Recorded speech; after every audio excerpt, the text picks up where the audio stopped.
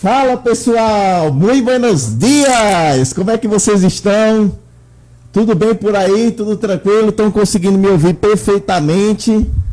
Vamos lá. Compartilhe esse link, compartilhe esse like aí com todos os amigos, familiares, todos os seus queridos, né, companheiros aí. Compartilhe essa live que hoje teremos um bate-papo aqui bem legal no nosso primeiro podcast. Tivemos algumas dificuldades nessa primeira transmissão aqui, mas graças a Deus deu tudo certo, tá bom? Essa live vai ficar salvo no meu canal do YouTube. Você pode se inscrever lá, Rodrigo Azevedo Podcast no YouTube, e você ativa o sininho e vai ficar por dentro de toda a entrevista com todos os convidados. Nós teremos vários temas diferentes, vamos abordar aqui diversos assuntos. E hoje nós temos um convidado muito especial chamado Gabriel, maluco, louco, apaixonado, pirado por Jesus, né? Gabriel, prazer enorme ter você aqui conosco. Ô, Rodrigão, um prazer, pastor. Muito obrigado pelo convite. Para mim é uma honra, né, cara, estar aqui contigo, a gente poder estar falando um pouquinho, né, do que Deus fez e faz. Com certeza. Olha, como vocês podem ver aqui, ó, é muito engraçado, um nordestino tomando chimarrão. Mas eu aprendi a gostar. Que sou maluco.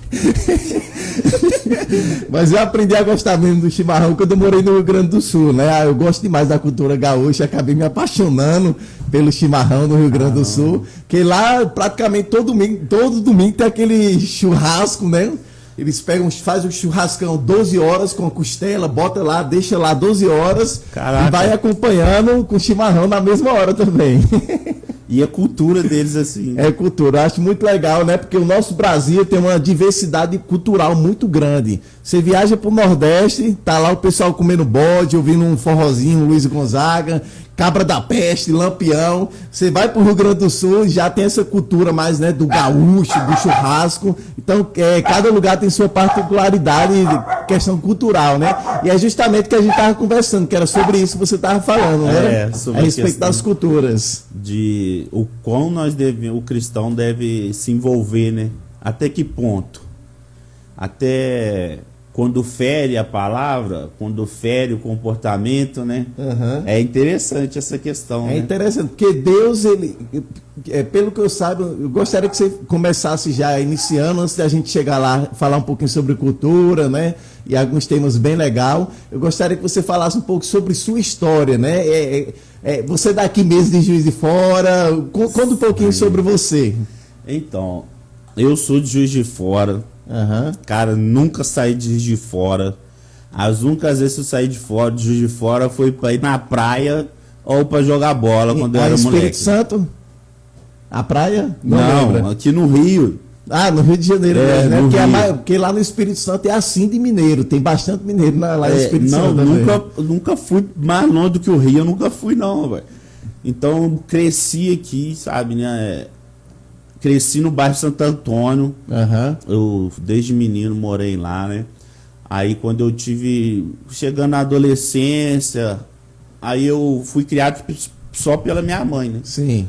Eu tenho um pai de criação que ele é ele é marido da irmã da minha mãe. Ele seria meu tio, né? Uhum. Mas como meu pai me abandonou quando minha mãe estava grávida, aí ele pegou essa responsabilidade de cuidar de mim.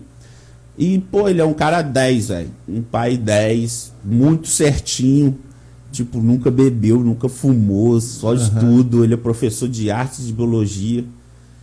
E me ensinou um monte de parada legal. Só que aí eu decidi sair dessa cobertura dele, né? Sim. Que foi aonde que começa esse testemunho. Que foi aonde que eu comecei a me envolver com crime, com droga, no bairro de Santo Antônio mesmo. E a história é bem interessante, porque a minha família, mais da metade da minha família é tudo evangélico. Uhum. Eu cresci no berço evangélico. E entra até uma questão dessa questão da cultura, porque, tipo assim, eu cresci numa subcultura, num lugar que me diziam que eu não podia fazer algo, mas não me ensinavam o porquê eu não podia fazer algo. Então ficava igual o pastor Tamaro falou, ficava aquela cerca ali, né? Você não pode ir, mas por quê? Não, você não pode. E eu quis ir. Sim. E foi aonde que eu me afastei. Nossa, aí foi aonde que eu me envolvi com tráfico de drogas, eu me envolvi com roubo, eu me envolvi com homicídio. Sim. Aí que eu fui preso várias vezes. E até algo que a gente vai falar aqui sobre a graça, a salvação, entra nisso, né? O qual o pecado é enganoso. Uhum. Que a minha mãe foi uma mulher que batalhou muito por mim. Todas as vezes que eu fui preso, a minha mãe não deixava de ir lá. E o pecado, cara, o pecado ele é uma parada muito desgramada, velho. E eu tava reparando, lendo a Bíblia ontem, que ele é muito voltado pro eu, cara. Com certeza, com certeza. Pensando em mim, sabe? Porque eu lembro que, apesar da minha mãe ir me visitar, quando a minha mãe não ia, eu ficava revoltado. Que eu sentia que a minha mãe tinha obrigação de me visitar, sendo que foi eu que cometi uns erros que me levou lá. Tipo assim, minha mãe não tinha culpa de nada, era pra me visitar, no caso, no presídio, né? Ué, era pra me levantar a mão pro céu que minha mãe tava indo lá. E quando ela não ia, eu me senti tipo, não, ela tem que vir. Então é porque era muito voltado pro eu, né? Eu como centro de tudo e tal. E conheci o pastor Miséias assim, eu conheci ele antes da ICAV, né? Conheci ele antes de tudo isso.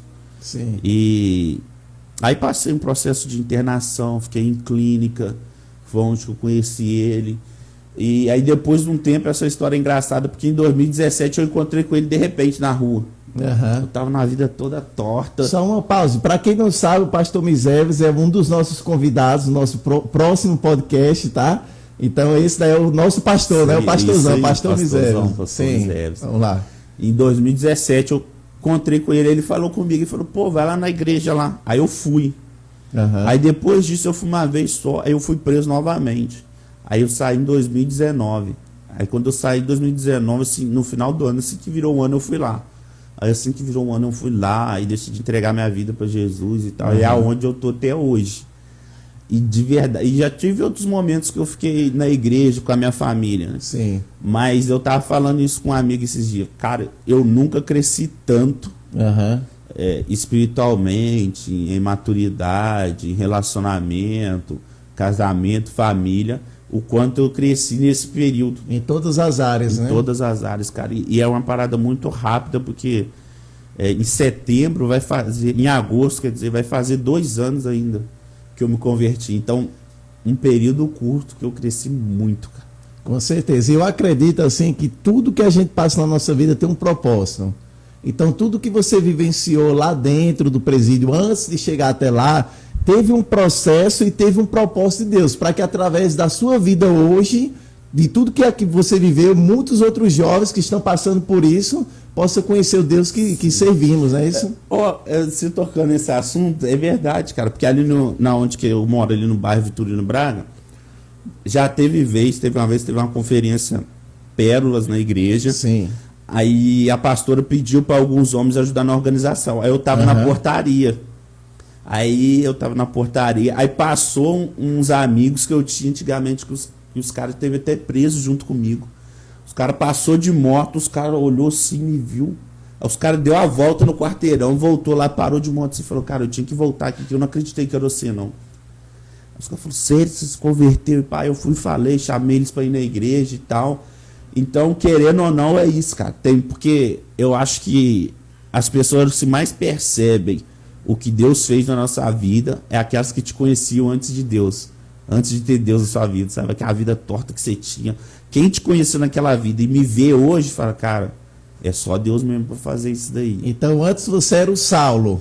Isso.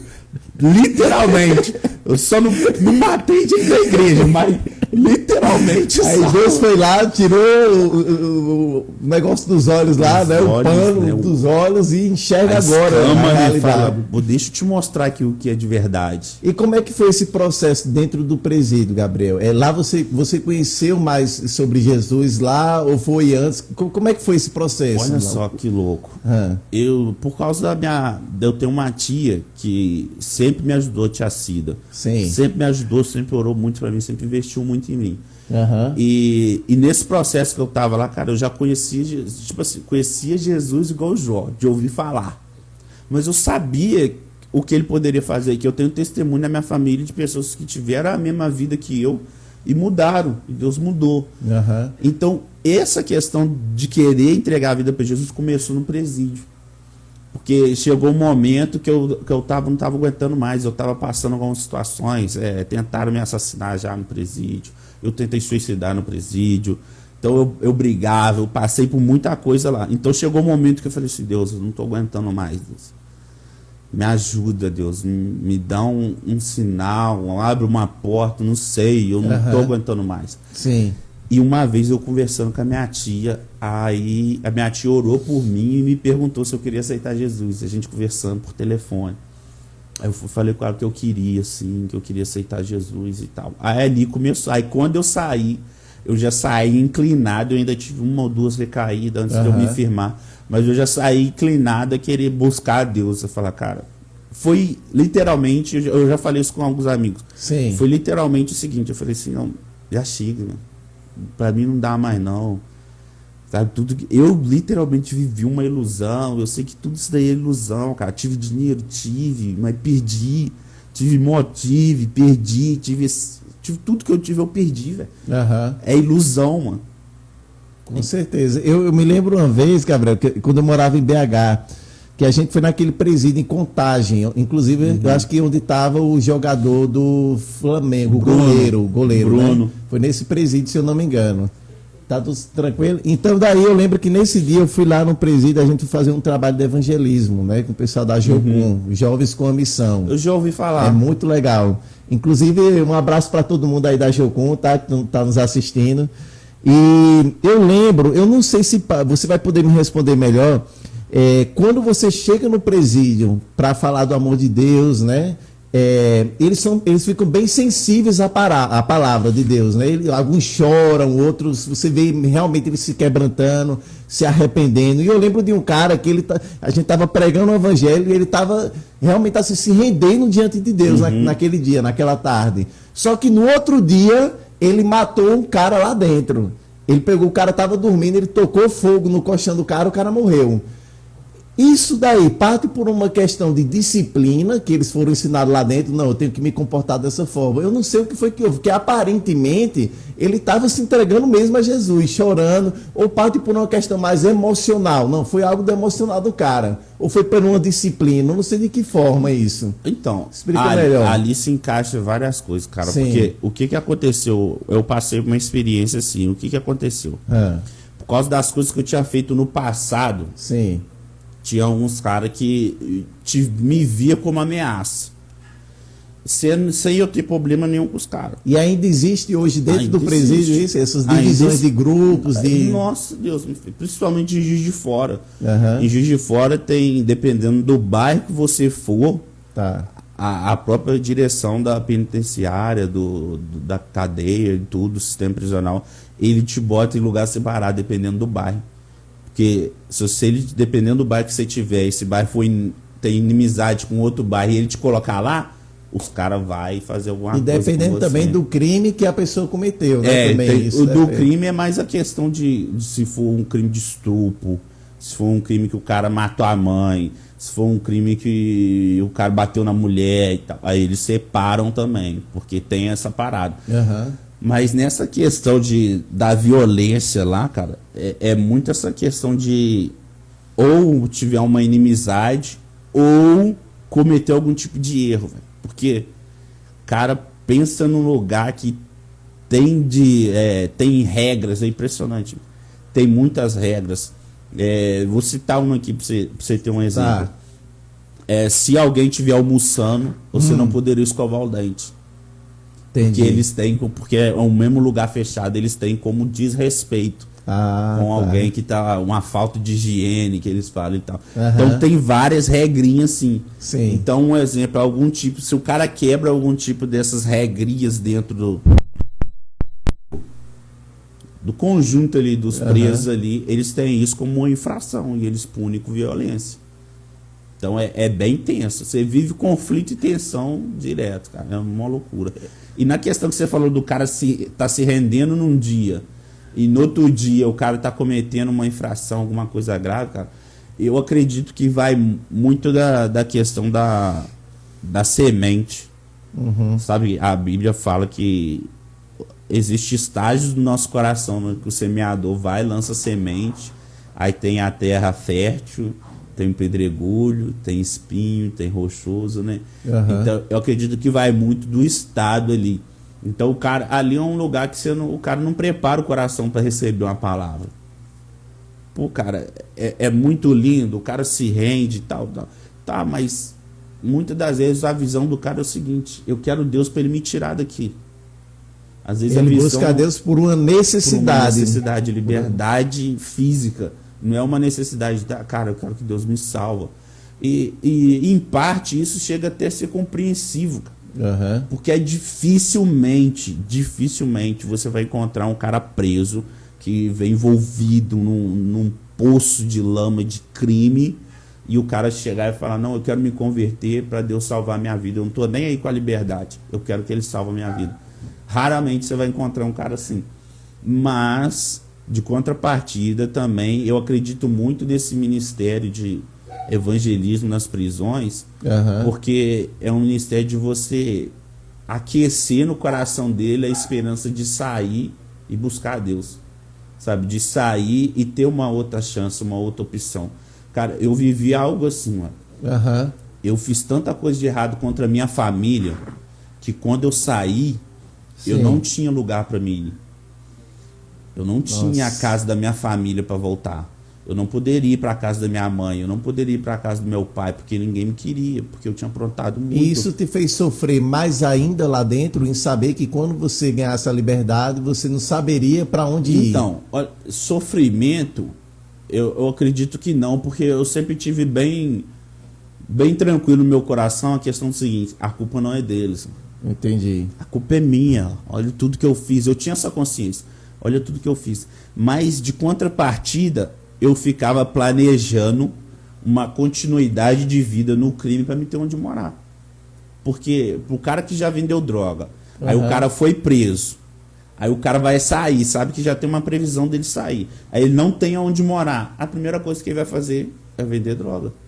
Porque me fala a verdade, quem que o cara vai saber que o cara acabou de sair da penitenciária e vai falar: pô, você quer mudar de vida, mas você não tem onde morar? Eu vou te pôr aqui dentro da minha casa aqui até ser. Sabe, não tem isso, cara. E o que eu vivi foi literalmente uma provisão de Deus. Sim. Porque quando eu conheci a Stephanie, a minha esposa, beijão, tá, amor, te amo. Quando eu conheci ela, eu estava presa. E a mãe dela fez ela isso por mim. Presa? Não. Não, você estava. Eu estava ainda. Tá. Ela não. Ela não. Aí a mãe dela fez isso por mim, sabe? A mãe dela, eu saí, eu tive uma saída temporária. Aí fui ver a Stephanie e tal. A Stephanie me apresentou a mãe dela. Eu contei minha história para a mãe dela, nunca escondi nada dela. E a mãe dela me perguntou: você quer mudar de verdade? Eu falei: quero. Aí a mãe dela fez isso. Ela falou: vou abrir a porta da minha casa, eu quero que você fique aqui até você conseguir um emprego e tal. Então, hoje, se eu tô onde que eu tô hoje também, é graças à mãe da Stephanie, é graças à minha sogra. Então, foi demais uma provisão de Deus, sabe? Eu acredito que Deus provê essas coisas. Mas também acredito que foi por um desejo do meu coração, quando eu estava preso ainda, pedindo a Deus: Deus, abre uma porta. Me dá um sinal que o Senhor vai me dar uma chance de sair dessa. Vai me dar umas oportunidades. Então, eu louvo a Deus pela vida da minha sogra, sabe? Ela faleceu há pouco tempo aí. Nossa, eu sofri muito com a morte dela, que ela foi uma mãe pra mim, cara. Ela foi demais pra mim. Graças a Deus. Outra coisa no mesmo assunto, Gabriel, quando uma pessoa fala assim: o presídio é um inferno, essa seguinte afirmação, essa frase, você concorda ou discorda? O presídio é um inferno, né? Quando alguém fala assim. Então, é o inferno na Terra, né? Eu concordo em parte. Por quê? Porque hoje, antes eu tinha esse entendimento. Antes de eu conhecer a Bíblia, conhecer Jesus, eu tinha esse entendimento. Sim, o presídio é o inferno. E hoje, Gabriel, hoje eu acredito que ele é a varanda. Hoje eu acredito que ele é só uma centelha do que de fato é. Porque ele de fato você vive muito tormento, muita perseguição, sabe? Tem o sistema prisional hoje eu creio que não é nem tanto culpa dos funcionários, mas a cultura. a cultura de que por ser preso tem que ser esculachado, tem que ser agredido, tem que ser, sabe, aí tem que estar sempre embaixo da sola do pé. Tem alguns, eu conheci alguns maravilhosos, cara, os caras chegavam, faziam o trabalho deles, se você precisasse de um atendimento, alguma coisa, os caras te ajudavam. Mas alguns outros que por causa dessa cultura agredia, sabe, fazia coisas que... E ainda existe hoje ainda isso. Existe hoje isso, cara. Que a gente vê até uns filmes, né, que coloca o cara no quartinho, no escuro. Não, isso não tem não, ou tem? Não... Existe, mas isso já é uma questão por infração. É tipo o cara comete algum tipo de infração, um exemplo, uma falta de respeito com o funcionário, ou o cara briga com outro presidiário, alguma parada assim. Aí tem isso que é tipo uma disciplina. Entendi. Que eles dão aos presidiários, né? E na realidade, hoje cara, eu acho tão lindo que Deus faz na nossa vida. Deus é poderoso para transformar tudo, cara. Com literalmente certeza. Tudo. Eu falo que Deus, ele não só mudou e transformou a minha vida, mas ele transformou a minha mente. Porque na vida que eu tive era para hoje em dia eu estar aqui defendendo com unhas e cartas os presidiários. Era para mim estar aqui vindo contra a polícia, sabe, por causa de onde que eu vim. Só que hoje eu entendo, cara, que a polícia, ela não faz mal para mim, ela faz mal para quem vai contra a lei, para os infratores. Então é necessário ter disciplinas, é necessário, cara. Porque a disciplina, ela só é feita para quem vai contra ela. Porque quem é honesto, justo, correto, ele não precisa de ter medo da disciplina. Ele não precisa ter medo da lei. A lei não foi feita para os justos. A lei foi feita para os injustos, para a punição deles. Então, hoje em dia, eu tenho um outro ponto de vista. Então, eu creio, sim, que é necessário, sim, as disciplinas. Porque senão virou uma zona.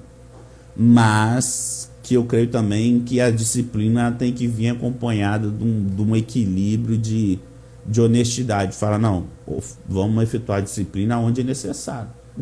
E às vezes você vê alguns excessos também. Você vê alguns excessos que é normal. É porque a gente sabe que tudo na vida tem que ter um equilíbrio, né? Nem de mais, nem de menos. Isso. E quando parte do ponto de vista de disciplina, o Gabriel, ele crê na Bíblia como única regra de fé e prática para o cristão, relacionado à disciplina, né? Não é isso? Então, fala um pouco agora, a gente vai entrar, a gente estava falando um pouquinho sobre o contexto, né, do sistema prisional e tudo, como é que funciona, sobre o seu próprio testemunho. Agora eu queria saber, de fato, porque, como você falou, muitos conhecem a Deus. Já ouviram falar de Jesus em algum momento? Tem várias religiões, né, que citam Jesus, que foi um bom profeta, que foi um homem que veio à Terra, que fez milagres, mas não acredita em Jesus como Deus. Como Salvador. Como Salvador, né? Então, o que te motivou, como foi esse encontro realmente, assim, eu queria que você contasse de forma literal, assim, como foi que você conheceu Jesus? Um cara que, assim, a gente costuma dizer que quem segue a Jesus é uma pessoa doida. O homem que morreu há 2000 anos atrás, sem deixar nada escrito, né? Aí, eu queria que você contasse como foi que você conheceu esse Jesus. Nossa. Conheceu, né, e entendeu. Porque conhecer, muitos conhecem, mas realmente esse pacto, essa aliança, como foi que aconteceu? Cara, na comunidade que eu faço parte, a ICAV, velho, eu já ouvi muita gente falar isso comigo. Falar, cara, você é doido, velho. Alguns já até falam assim, eu queria ser doido assim igual você. Porque ver o jeito da gente adorar, ver o jeito da gente se lançar em Deus e tal. E tudo isso está relacionado, cara, a esse impacto. Como Deus me impactou. E como que foi isso, velho? Quando eu saí da penitenciária, conheci Stephen e tal, aí a gente estava morando sozinho, só eu e ela e o meu filho, o Bielzinho. Só uma coisinha, desculpa me interromper. Você conheceu ela antes ou depois? Como é que foi? Antes, eu conheci ela antes. Aí encontrei com ela a primeira vez quando eu saí. Tá. De vez mesmo, aí encontrei com ela. Sim. Aí a gente começou a ficar e tal, começamos a namorar. Aí depois de acho que 3 meses a gente foi morar junto. Eu e ela e o Biel. Aí, só que aí nesse período eu tava indo na igreja, mas eu tinha umas recaídas ainda. E tal. E o quanto que foi esse impacto? Tá. Recaída, eu fumava maconha, bebia, eu só não cheirava, fumava maconha, bebia e tal, tal, tal. Mas aí as coisas foram só aumentando, eu só fui bebendo mais, usando mais droga, bebendo mais, usando mais droga. Chegou um ponto que eu comecei a fumar crack dentro de casa. E a Stephanie trabalhava no hospital. Então, o dia que foi esse impacto, foi no dia que ela chegou pra mim e falou comigo assim: amor, não dá. Assim não dá, eu quero que você vá embora. Que eu não quero ter uma família assim. Não foi isso que eu pedi a Deus e tal. Então, eu saí. Aí eu ganhei uma casa, uma família. Aí no momento que eu percebi que eu tava perdendo eles, eu consegui olhar pra minha miséria. Então, o impacto foi na hora que eu olhei para mim e ouvi como que eu estava perdido, como que eu estava morto nas minhas vontades e como que eu necessitava de alguém para me salvar daquele ambiente. Então, eu acredito que, igual a gente falou de falar desse assunto da salvação, sim, tem muito a ver com isso. Tem muito a ver com a gente reconhecer, conseguir enxergar o ambiente que a gente está. Porque enquanto eu achar que está tudo bem, eu não vou achar que eu não preciso de um Salvador. Foi isso que aconteceu com o povo de Israel. Eles não viram Jesus como Messias porque, não, está tudo bem. Minha posição está tranquila ainda. Eu não me vejo em perigo ainda. Agora eu uso um exemplo muito maneiro que é da praia. Se eu não sei nadar, eu vou à praia. Aí eu tô entrando no mar. Enquanto tá dando pé, eu não peço, eu não levanto o braço pedindo o salva-vidas para vir me resgatar. Porque tá dando pé, eu tô no controle. Agora, quando eu chego num lugar que não tá dando pé mais e que eu começo a afogar, que é o momento que eu estico meu braço e começo a me desesperar pedindo salva-vidas para me salvar, por que eu tô chamando salva-vidas? Porque eu percebi que eu estou em perigo iminente. Que eu estou literalmente correndo um risco de vida. Aí eu clamo por um Salvador. Então eu vejo que no momento que eu percebi que eu estava morto, sabe? Eu percebi que eu estava correndo um risco de vida, né? Um desespero. Aí eu falei, cara, eu preciso de um Salvador. Aí eu lembrei de Jesus. Falei, cara, Jesus é esse Salvador. É esse cara que pode me salvar. Então eu acredito muito nisso, que está relacionado a isso, a salvação. A grandiosidade da salvação está no nosso reconhecimento de que precisamos ser salvos. No caso, quando se trata de identidade, né? Isso. Identidade. E a gente está falando um pouquinho sobre isso. Eu queria que você falasse na sua percepção a respeito sobre a caída justamente voltando lá à origem, né? A caída de Adão e Eva. Nossa. Voltando à origem. Agora vamos entrar num bate-papo teológico aqui. Gente, vocês estão conseguindo ouvir perfeitamente, aí tá tudo tranquilo no Instagram, estão me assistindo aí também através do canal do YouTube. O áudio tá perfeito, tá tudo tranquilo aí? Dá um ok, dá um beleza aí pra gente. Compartilha essa live aí com todo mundo, que eu creio que está sendo edificante para as nossas vidas nesta manhã, tá bom? Então vamos voltar à origem, sobre o tema da queda. Da queda, né? Então, vamos lá. Eu estava até lendo esses dias sobre isso. Que na perspectiva bíblica tem dois aspectos isso aí. Tá. O primeiro aspecto que eu achei interessante na queda do homem é a proposta. Porque a serpente não obriga, ela propõe. E é sempre assim na nossa vida. A serpente, o diabo, ele lança seta. Ele te propõe algo, ele não te obriga, ele te propõe, porque ele não tem esse poder de te obrigar. Sim. Mas ele te dá uma proposta sedutora.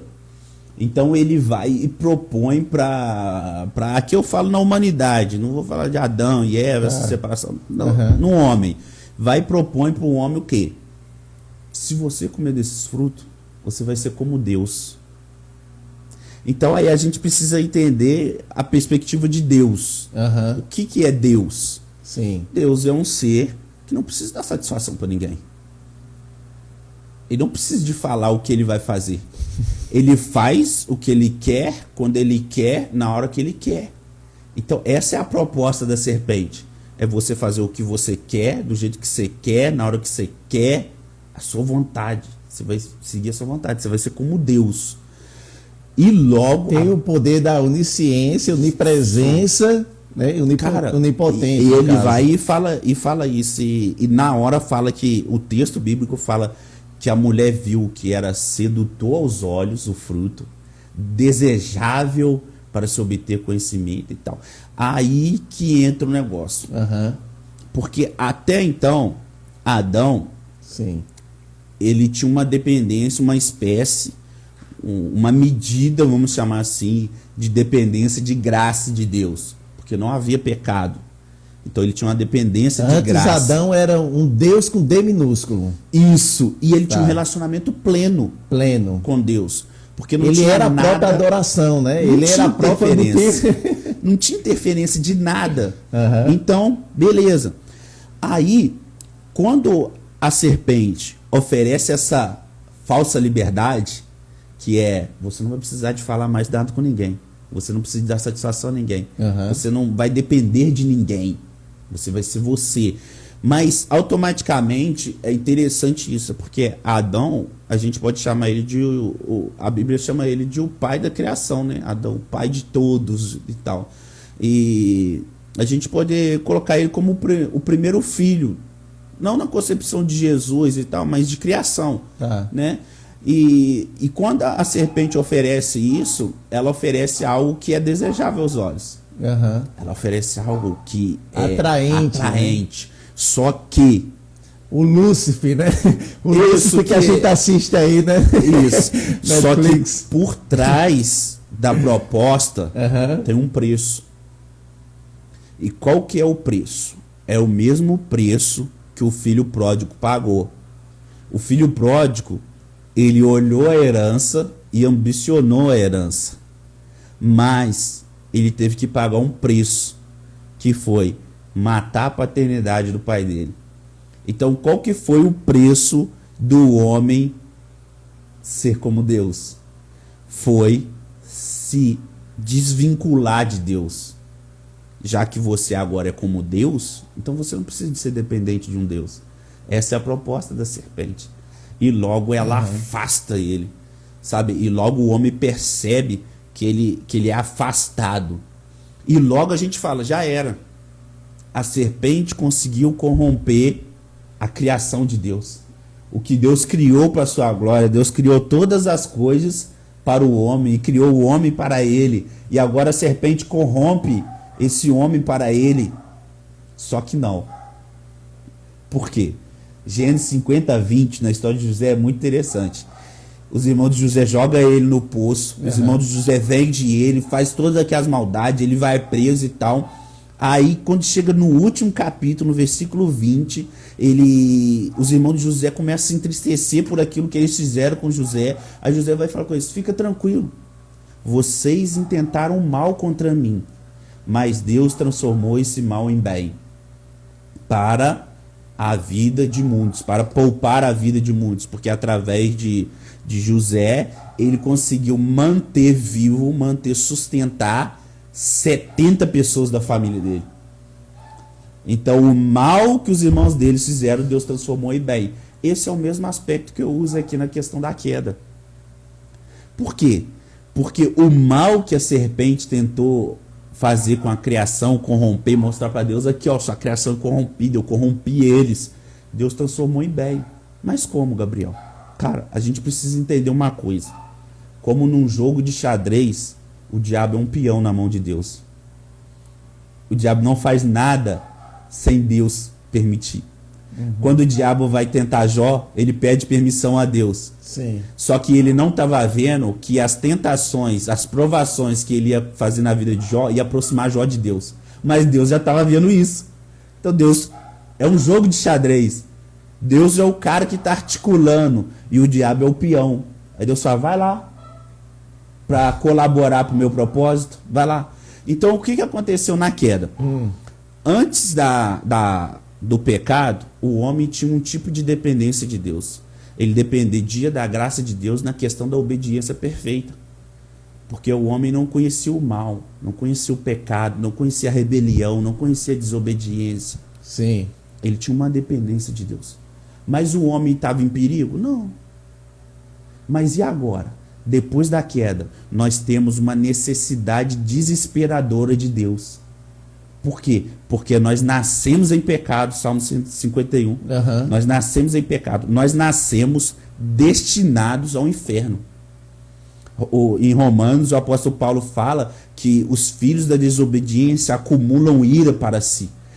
É como se nós nascêssemos e tivesse já um GPS traçado da nossa vida, e o destino final desse GPS era o inferno.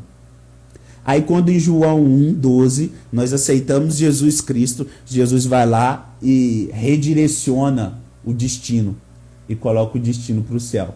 Então, quando o homem pecou e fez com que nós nascemos com essa natureza adâmica, pecaminosa, nós nascemos com uma dependência muito maior da graça de Deus.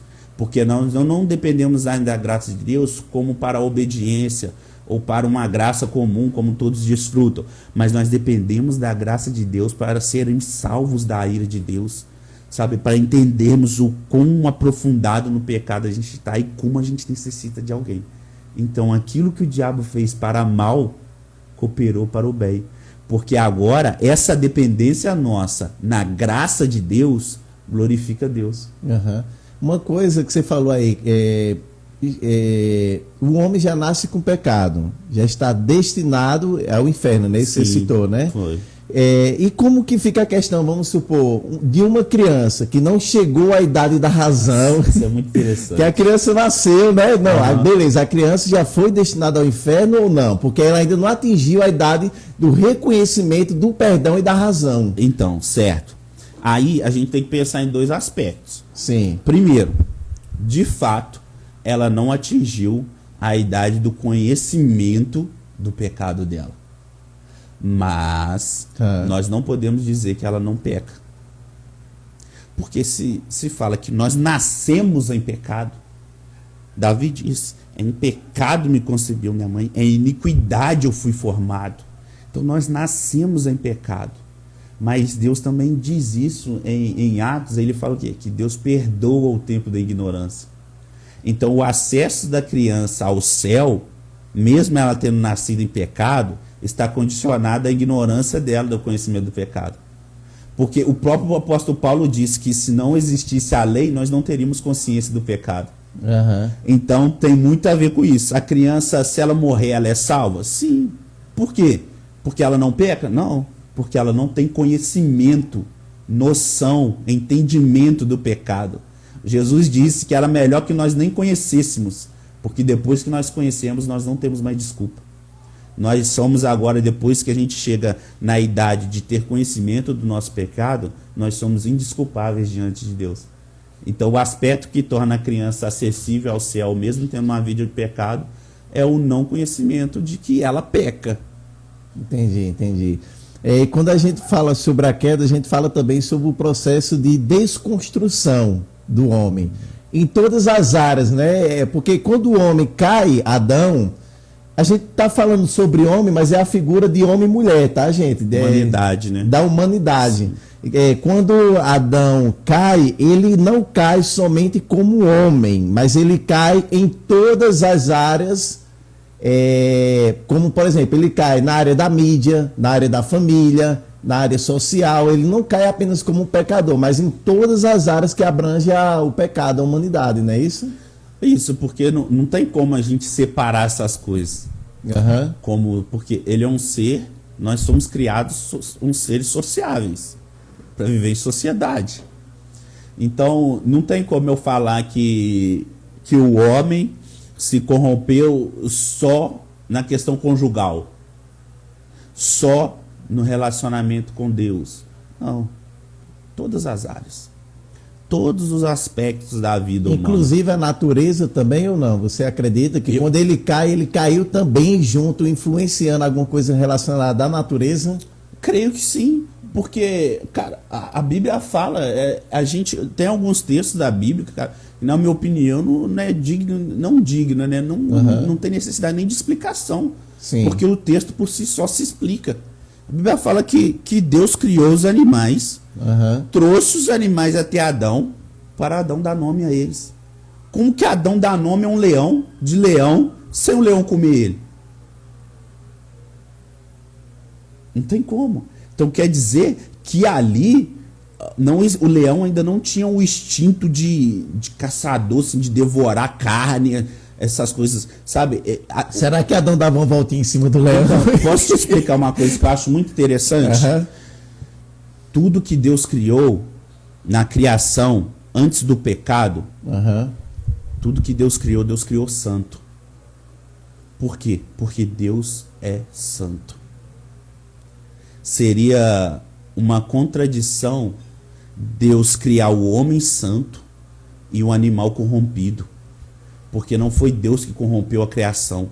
Foi o pecado influenciado pela serpente que corrompeu a criação.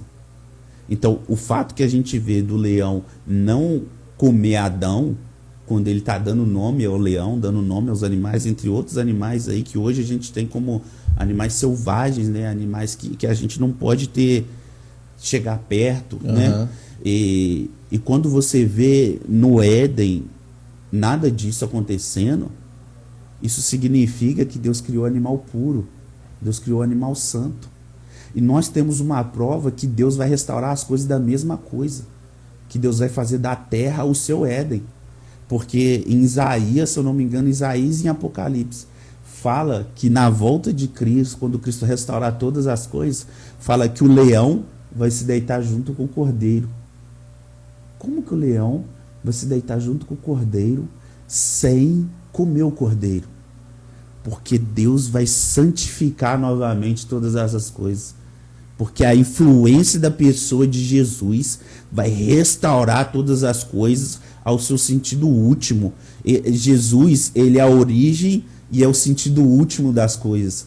Ele é a origem da santidade. E ele é quem vai fazer de todas as coisas santas no final de tudo.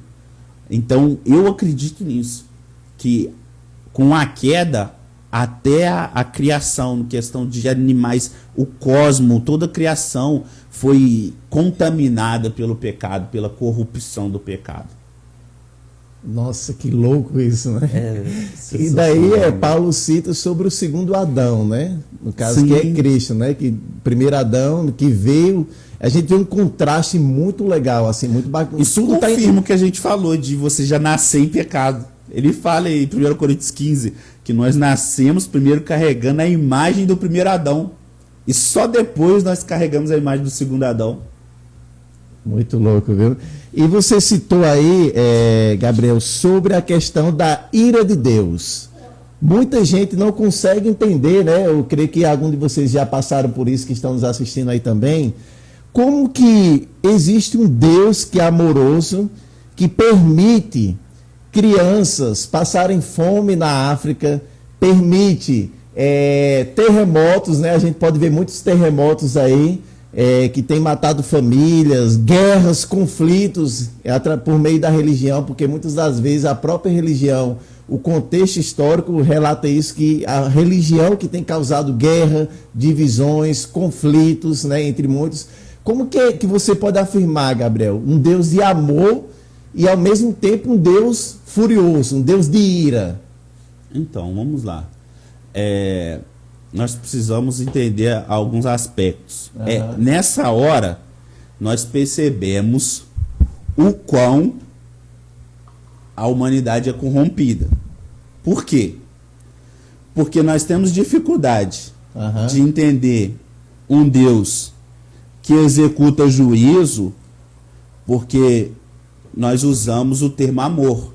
Sim, tá. Então, a concepção do homem caído de amor é o seguinte: se Deus ama, ele não pode castigar.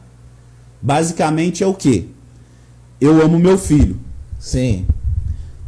Se o meu filho cometer um crime, se o meu filho matar alguém, ele tem que ser preso. Mas eu amo, então eu vou tirar ele da prisão.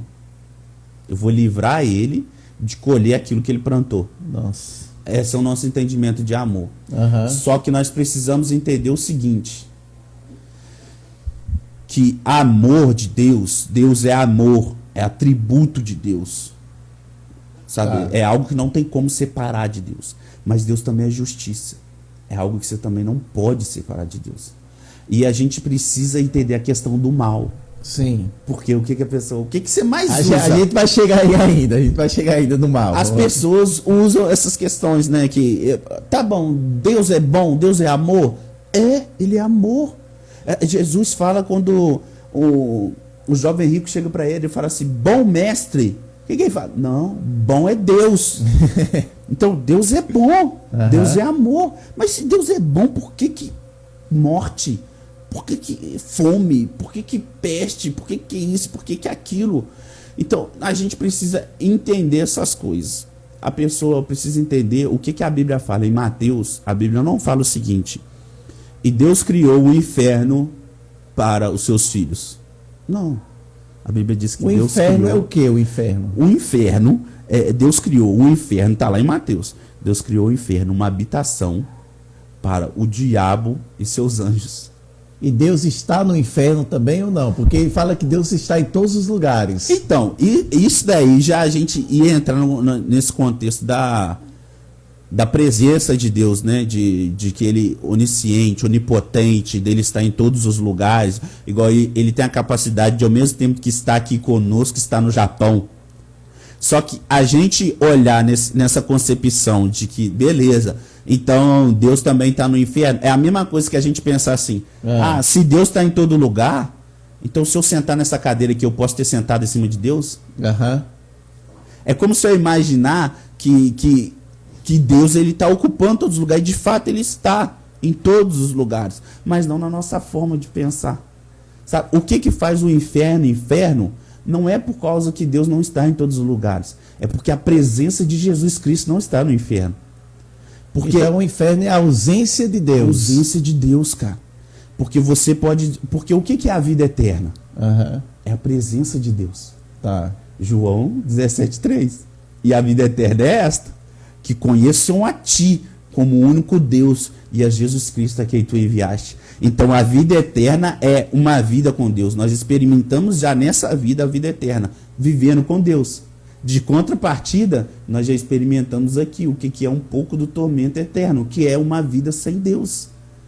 O inferno nada mais é do que uma vida sem Jesus eternamente. Cara, é nessa hora que, quando a gente entrar no contexto aqui de falar sobre graça, que a gente vai entrar nesse contexto de falar de Adão. Porque uma das coisas que eu já ouvi algumas pessoas usarem é a questão de Deus ter expulsado Adão do Éden.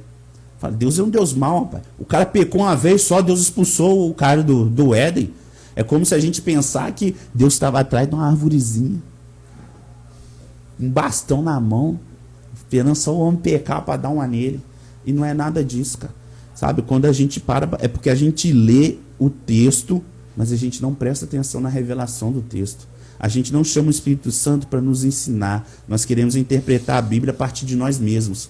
E sempre que nós interpretamos a Bíblia a partir de nós mesmos, nós não entendemos o que ela quer dizer. Porque o apóstolo Paulo disse que o espiritual discerne espiritualmente, mas o carnal vê tudo isso como loucura. O carnal vê a pregação como loucura, porque é no púlpito um pecador pregando para outros pecadores que se arrependem dos seus pecados e vivem em comunhão com outros pecadores. A loucura da pregação, sabe? E por que a gente precisa entender isso? Porque o que foi o afastamento de Deus tirar Adão do Éden? Foi por amor, cara. Foi por amor. Deus executou juízo ali, e entra nessa questão do juízo. Sim. Qual que foi o juízo de Deus? Manda Adão para fora do jardim. Ele amaldiçoou a terra por causa de Adão e falou, manda Adão para fora do jardim. E colocou anjos cercando o jardim para Adão não voltar. Por que, cara, que ele fez isso? Por causa de mim e de você. Porque pensa comigo, Romanos 6, 23 fala que o salário do pecado é a morte. Adão comeu o fruto do bem e do mal, que fez com que ele pecou, ele desobedeceu, ele pecou. Então, se o salário do pecado é a morte e Adão pecou, então naquele instante Adão estava morto espiritualmente, certo? E existia uma outra árvore no jardim, a árvore da vida eterna. Então, se Adão morto espiritualmente, continuasse no jardim e comesse da árvore da vida eterna, o que ele ia estar? Ele estaria morto espiritualmente, eternamente. E não haveria salvação para nós. Porque não teria sacrifício suficiente. Gabriel, nem Jesus seria suficiente, porque Deus não pode voltar atrás da palavra dele. E se não houvesse a árvore do conhecimento do bem e do mal, da árvore da ciência, se não existisse, e interrompendo um plano da salvação, Deus teria que acontecer isso mesmo, teve que acontecer isso mesmo em relação à queda. Então, o que é que você pensa sobre isso? Isso já é algo que meu forma de pensar sobre esse assunto, né? Dá uma pausa aí, rapidinho, desculpa interromper, viu, Gabriel? Temos um café da manhã aqui maravilhoso chegando. Cara. Oh, Deus é bom mesmo, cara. Aqui é o paraíso, né, não? Ai, Jesus, Deus é maravilhoso, cara. Bom, dá uma olhada lá, viu? Ok, ó que maravilha, graças, né? Graças a Deus. Um cafezinho, um chimarrãozinho, eita, coisa boa. Não tem mais nada, né? Não, o bate-papo aqui tá rendendo. Gente, vamos fazendo comentário aí, tá? No canal do YouTube, no Instagram, vocês podem fazer o comentário.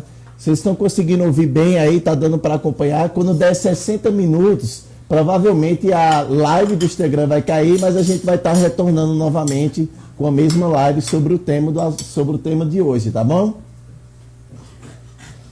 Vamos lá. Tem alguns comentários aqui. Glória a Deus, Gabriel é uma bênção. Glória a Deus, paz e graça. Meu pai, Gabriel, te amo. É forte, Deus. Aí, ó.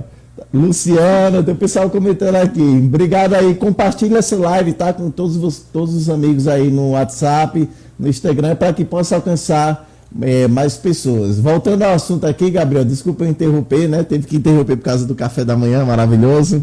Mas vamos lá. Então, aí essa questão de Deus ter tirado o homem, é Deus mostrando cuidado com a gente. Sim. É Deus já pensando. Eu acho linda essa questão da onisciência e da presciência de Deus. Que é um Deus que sabe de todas as coisas. Cara, a maior prova de amor é o atributo de Deus. Onisciência. Ele sabe que você vai pecar daqui 10 minutos. Mas mesmo assim ele não deixa de te amar.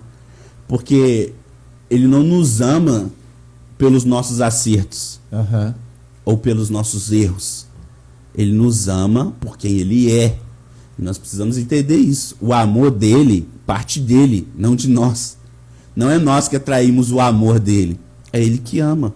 Porque se nós pensarmos nisso, pensarmos nessa perspectiva de que nós atraímos o amor de Deus, nós vamos entrar no ambiente de que graça é por obra, salvação é por obra. E aí, cara, nós vamos ir lá atrás na história da igreja.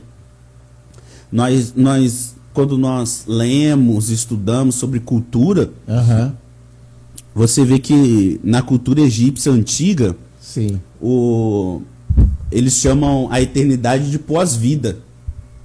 Eles chamavam a eternidade o que é a pós-vida, no caso? A pós-vida, no caso, seria o que nós chamamos de eternidade. Paraíso ou o inferno, o que nós chamamos ele a pós-vida. E na cultura deles era o seguinte: você tinha que acumular o máximo de riquezas nessa vida, porque aí tinha um deus da morte, vamos dizer assim, chamado Anubis, né, que não era necessariamente um deus na mitologia lá, mas que representava, que era tipo o guardião dessa passagem para o pós-vida. E quando você chegava diante dele, você apresentava suas riquezas. Aí ele colocava numa balança. Aí se as suas riquezas pendessem bastante, pesasse bastante, você tinha acesso ao paraíso. Mas se você não tivesse nenhuma riqueza para apresentar, você era devorado por um monstro diabólico. Então, olha só. Isso é a cultura egípcia antiga. A igreja começou a se corromper muito, pouco antes da reforma protestante, que foi até algumas coisas que impulsionou a Lutero e tantos outros caras aí entrar e fazer a reforma protestante, que é tão importante para nós. Sim. Mas nós vemos quando os caras querem, um dos bispos da igreja quer arrecadar dinheiro, para colocar mais ouro no templo, para construir mais templos glamurosos e tal. E o cara começa a vender indulgência. O que é a indulgência? É basicamente você ter acesso ao céu através da sua riqueza. Vê se não é muito parecido com a cultura egípcia. Você ter acesso com sua riqueza. Cara, eu costumo falar que a gente precisa discernir as influências culturais. Por quê? Porque elas só mudam de roupa. O princípio delas continua o mesmo. Era um princípio do Egito Antigo. Aí você vê a mesma coisa na igreja, quando ela se corrompe de uma forma diferente. Uma cultura diferente, num tempo diferente. E como nós percebemos isso hoje? Hoje é muito mais danoso e perigoso. Por quê? Pela tecnologia, pela inteligência do homem, sabe? Por todos os acessos que nós temos de conhecimento, o homem consegue maquiar muito melhor essas coisas. E como que ele maquia isso hoje? Quando você chega e alguém te ensina que o que te dá acesso ao céu.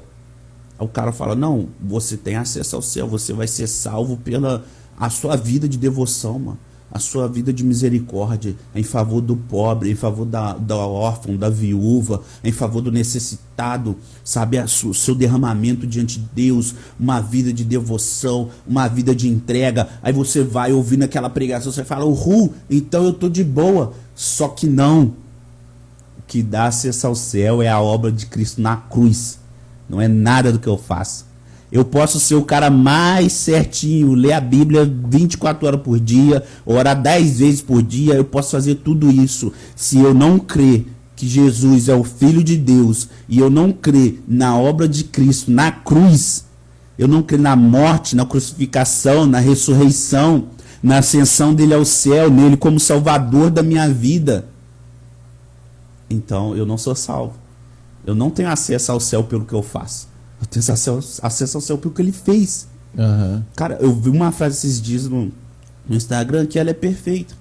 Fala assim, se Deus nos desse 1000 chances para nos salvar, nós falaríamos nas 1000. Por isso ele enviou seu filho. Se não fosse Jesus, nós não teríamos acesso ao céu. Nós precisamos entender isso, discernir essas coisas, sabe? Que a cultura dos passados e tal, essas culturas, o paganismo, ele não pode, por mais belo que ele pareça, ele não é ele que te dá, nenhum tipo de cultura vai te dar acesso ao céu. Nenhum estilo de vida vai te dar acesso ao céu. Nenhuma obra vai te dar acesso ao céu. Você pode tirar 1000 órfãos da rua. Você pode adotar 7.000 crianças. Você pode alimentar 50.000 pessoas. Isso não te dá acesso ao céu. Nós precisamos entender essas coisas. Que Jesus me dá acesso ao céu. Logo depois que eu me arrependo, eu reconheço Jesus como suficiente Salvador, eu me arrependo, eu creio nele, depois eu venho derramar do Espírito, aí eu sou cheio do Espírito. Mas é algo interessante de entender que eu não sou cheio do Espírito porque eu pratico obras boas. Eu sou cheio do Espírito por causa da obra que Jesus praticou. O derramar do Espírito não veio por causa de algo que eu fiz, veio por causa de algo que Cristo fez, porque ele falou, é necessário que eu suba para que eu envie o Consolador. Então, eu sou cheio do Espírito não para fazer algo para Deus. Eu sou cheio do Espírito para me tornar alguém em Deus. E logo que eu me torno, eu pratico boas obras em honra e gratidão àquele que fez tudo isso por mim. Porque às vezes as pessoas entendem que o serviço, eu preciso ser cheio de Deus para me poder fazer um serviço, para me poder fazer uma obra. Não, cara. Eu preciso ser cheio de Deus para me tornar alguém, para me tornar parecido com Cristo, para me poder passar pelos sofrimentos dessa vida, para me poder superar as coisas e amadurecer até chegar à estatura de Cristo. E decorrente disso, eu pratico as boas obras, porque o apóstolo Paulo disse isso em Efésios, né? Que nós fomos predestinados à prática das boas obras, mas isso está relacionado ao meu reconhecimento de quem Cristo é. Ele é o meu Salvador. Antes de Cristo eu era órfão. E cara, eu não entendo isso. Tem gente que é contra a adoção e foi adotado. Isso é a maior loucura. Por quê? Como assim, Gabriel? Cara, João 1,12.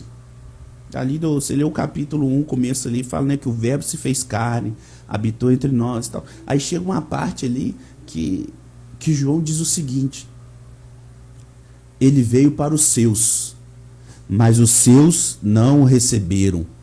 Aí ele fala, mas todos quantos o receberam, deu-lhes o direito de serem feitos filhos de Deus. Nossa. Então, isso significa o quê? Que antes de eu aceitar Jesus, eu sou órfão. Porque se é necessário que eu me torne filho, então quer dizer que antes eu era órfão. E onde que eu era órfão? Lá atrás, onde que a gente falou. Quando Adão, quando a humanidade, quando o homem aceita a proposta da serpente, ele também aceita perder a paternidade de Deus. Ele aceita que Deus não é a causa a qual ele se depende, a qual ele necessita estar aos pés, né? Constantemente. E vamos supor, a gente está conversando agora, o papo agora, a gente já falou sobre a queda, né? Então a gente está falando agora sobre a respeito da salvação pelas obras. Isso. Tem algumas religiões, se é que eu posso chamar de seitas, né, que afirmam sim, eu não sei se é a forma que eles interpretam o texto, né? Eles afirmam que a salvação é pelas obras. Quanto mais você ajudar os moradores de rua, quanto mais você entregar sopão nas ruas, isso está resultando em uma possível salvação. Por que isso? É a forma que eles interpretam o texto? Como que você enxerga isso?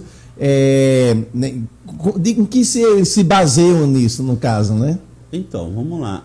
A forma que eu enxergo isso é uma incapacidade do homem de saber que ele não fez nada, de querer ser reconhecido.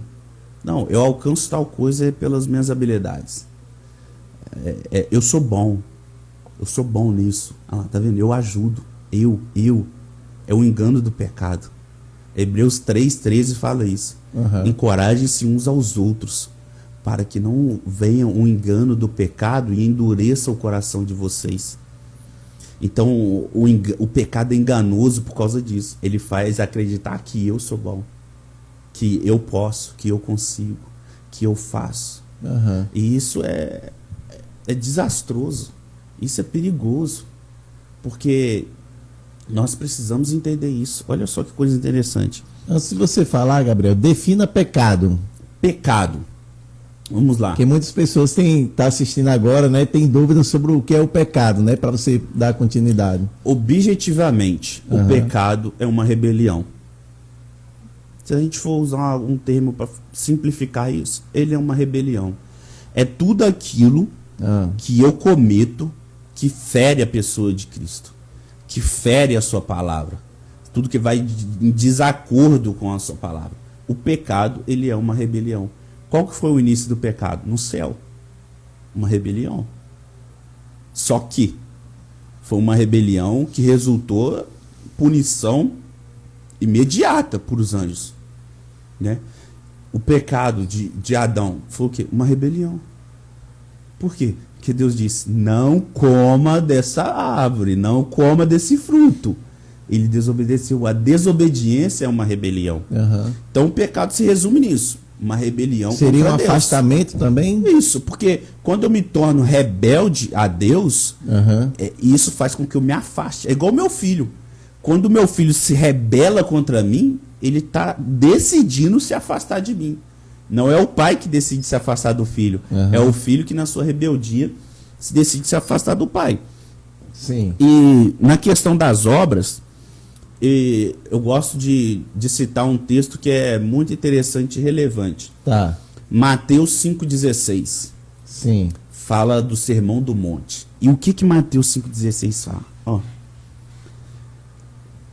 Se dediquem à prática de boas obras. Pratiquem boas obras diante dos homens, para que eles vejam a luz de Cristo em vocês e glorifiquem vosso Pai que está no céu. Olha só que interessante.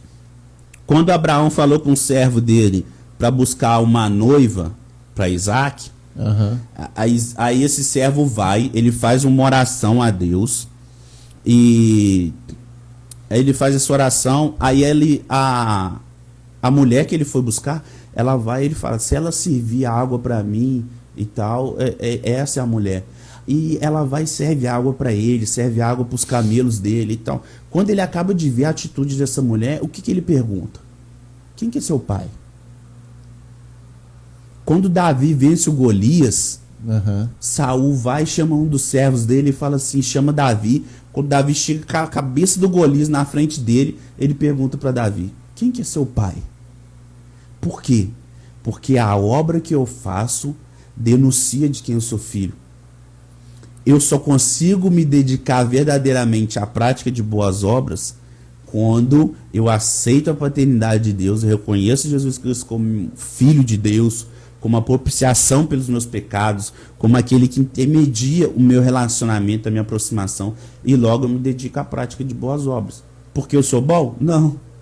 Porque a bondade de Cristo habita em mim agora. Porque a realidade é essa.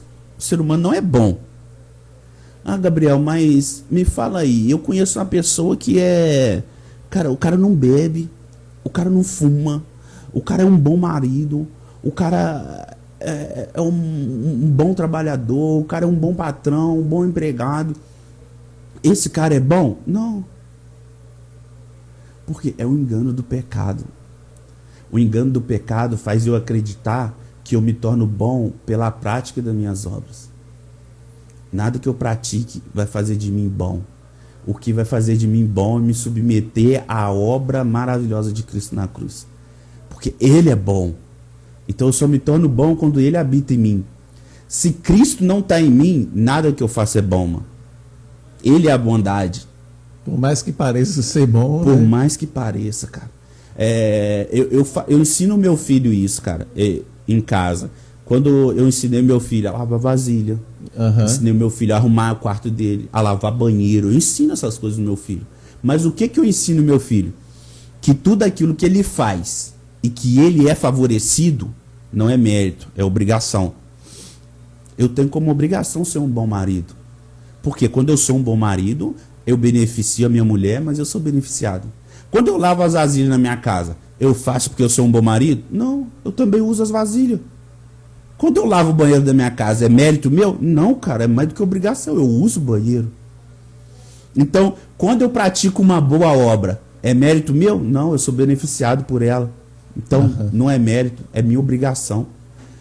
Salomão fala isso em Eclesiastes, sobre a obrigação do homem de praticar as boas. Isso daí, cara, é inerente. Isso não tem nada a ver com a prática de boas obras. Porque qual que seria o maior ato de bondade que nós poderíamos fazer um pelos outros? Pregar Jesus. Não tem nada de melhor ou de mais bom, se a gente poderia dizer assim, que eu possa te oferecer do que chegar e te apresentar o cara que salvou minha vida. O cara que pode salvar a sua vida. Porque, vamos lá, se o cara não tem Jesus, mas na nossa concepção ele é um cara bom, porque ele é um bom trabalhador, porque ele é um bom patrão, porque ele é um bom marido e tal, isso vai fazer ele ir pro céu? Não, ele vai pro inferno. Mas se ele era bom, aí essas coisas vão chocar a nossa mente. Por isso que nós precisamos entender, cara, que nada do que eu faço de obra, por mais que pareça bom, por mais que ela pareça louvável, isso não me dá acesso ao céu. O que me dá acesso ao céu é o reconhecimento de quem Cristo é. Nossa, que loucura isso, né, gente? É o reconhecimento de quem Cristo é. Se você não entender quem Cristo é, então você não será salvo. Não. A salvação está condicionada a Ele. Só existe um caminho. Ele é o caminho, a verdade e a vida. E qual é o processo para reconhecer quem Cristo é? O que eu devo fazer? Como eu devo fazer? De que forma eu devo fazer? Por onde eu devo começar para conhecer esse Jesus e quem Cristo é, para poder garantir a nossa salvação? Então vamos lá. E outra coisa, defina Deus, porque existem várias religiões que acreditam em Deus. Né? Falar só existe um Deus em toda a terra. Então eu posso ser de uma religião e falar, eu também sirvo o Deus que você serve. Então, defina Deus antes de você falar pra gente de que forma chegar até lá. Por que o Deus do cristianismo é o verdadeiro e os outros não? Tá. Que aí a gente vai entender essa questão das religiões. A gente, só abrir entre parênteses aqui, a gente respeita, tá, gente? Todas as religiões, inclusive, a gente vai trazer outros convidados aqui, né, de outras religiões, como o islamismo, o budismo, para que a gente possa entender a percepção de cada um. Então, só abrindo parênteses aqui, a gente respeita todas as religiões, tá bom? Vamos lá. Vamos lá. Porque me fala aí. Tá. Você conhece alguma religião que fala isso que eu vou te falar?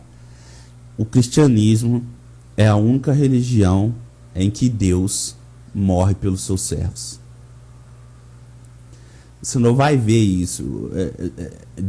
O Deus se tornando um homem, morrendo por um bando de gente que não presta e ressuscitando para garantir o acesso a essas pessoas à eternidade.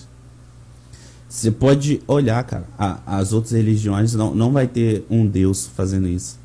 Não tem Cristo fazendo isso. Não, porque geralmente, o que é? Geralmente é o quê? Uma divindade, um Deus, aí o servo. Aí geralmente é o quê? É o servo que faz algo para Deus. Um exemplo, se a gente fosse dar um exemplo aqui de algum tipo de religião, você precisa fazer algum sacrifício para Deus. Então, é o homem que faz o sacrifício para aquela divindade. No cristianismo, não. Quem fez o primeiro sacrifício foi Deus. Lá no Jardim do Éden, quando o homem pecou, ele sacrifica um cordeiro e veste o homem. Aqui ele está falando de Jesus, já apontando que ele já tinha preparado Jesus para se sacrificar para o homem. E o apóstolo Paulo fala isso, que o cordeiro foi preparado antes da fundação do mundo. Então, a única religião que um Deus se sacrifica primeiro em favor dos seus servos, para que depois seus servos façam algo para ele, é o cristianismo. Aonde que o homem peca, percebe a sua nudez, percebe a sua vergonha, Deus sacrifica um cordeiro para que ele tenha veste de justiça. Deus é resumido nisso. Esse Deus é isso. E muito louco, né? E outra coisa, Gabriel, que a gente está falando agora sobre a questão de Deus, né? Eu queria que você falasse de forma mais profunda. De que forma, por exemplo, como adorar um Deus que eu não posso ver, eu não posso enxergar, né? Porque hoje a gente pode ver com o avanço da tecnologia, da ciência, por exemplo, né? A ciência, tudo tem que comprovar algo, tem que ser tocável, tem que ser comprovável. Então, como que eu vou crer em um Deus que eu não consigo ver, não consigo ouvir, não consigo enxergar? Essa é a pergunta de muitas pessoas que elas têm hoje em dia, né? Como adorar esse Deus? Eu não consigo comprovar a existência desse Deus. Não, beleza, vamos comprovar a existência dele, mas primeiro deixa eu só concluir o que você tinha perguntado sobre a questão do processo, né, que a gente faz para garantir, entre aspas, assim, que a gente pode dizer, a salvação, né? Eu estou fazendo essas perguntas porque tem muitas pessoas, né, que não seguem o cristianismo, que não acreditam em Deus, como o ateísmo, os ateus. Por isso que é bom a gente fazer esse tipo de questionamento. Esclarecer, né? Que nem foi o início da conversa. É mais fácil proibir do que ensinar. Isso. Então, muitas pessoas vão ser confrontadas com esse tipo de pergunta. E aí que entra a questão da apologética, em defesa da fé. Como você defender a sua fé? Que é o que o apóstolo Paulo fez no seu contexto lá, né? Sim. Defender a sua fé. Por isso que eu estou fazendo esses questionamentos, tá bom, gente? E a questão do processo é Atos. Pedro vai e prega, né? Mostra para que as pessoas pensam um monte de coisa do cristianismo. Pedro vai e prega para um montão de gente.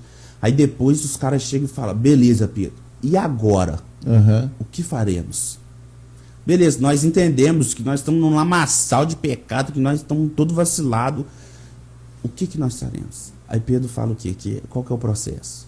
Arrependei-vos, para que sejam apagados os vossos pecados e venham os tempos de refrigério pela presença do Espírito Santo. Então o processo que me conduz à salvação é arrependimento. Essa foi a pregação de João Batista. Arrependei-vos. Pregação de Jesus, arrependei-vos. Pregação dos apóstolos, arrependei-vos. Porque não tem acesso a Jesus e logo, posteriormente, a salvação sem arrependimento. Eu não consigo ser salvo sem me arrepender. Não tem. Uma coisa depende da outra, né? Não tem sentido, no caso. Não tem sentido. E na questão da existência de Deus, Deus é tão lindo, cara. E tão lindo e tão sábio, que ele permitiu que nós tivéssemos provas. Tá. Provas históricas, provas científicas da existência de Deus. Eu vou te dar 2 provas aqui. Uma, eu não lembro exatamente o ano, mas é em 1900 alguma coisa. Um historiador chamado Noel Nobel. Ele era historiador. Sim. E arqueólogo, acho que é arqueólogo, né, que fala. Sim. Aí o cara subiu, foi escalar o Monte Everest. Monte Everest é o pico mais alto do mundo. Legal. Correto. Eu tava vendo até uma foto esses dias no Instagram que teve um brasileiro, né? Se eu não me engano, ele passou, acho que vários cânceres, né? E ele conseguiu, com câncer, e ele conseguiu subir lá no pico. Diz que não sei quantas horas de caminhada para subir lá, né? E faz frio também. Sim. E o que acontece? Quando o cara chegou lá, ele começou a pesquisar lá. E o que ele achou lá? Na superfície, no solo do pico, ele achou uma substância chamada calcário marinho. Essa substância só é encontrada no fundo do mar.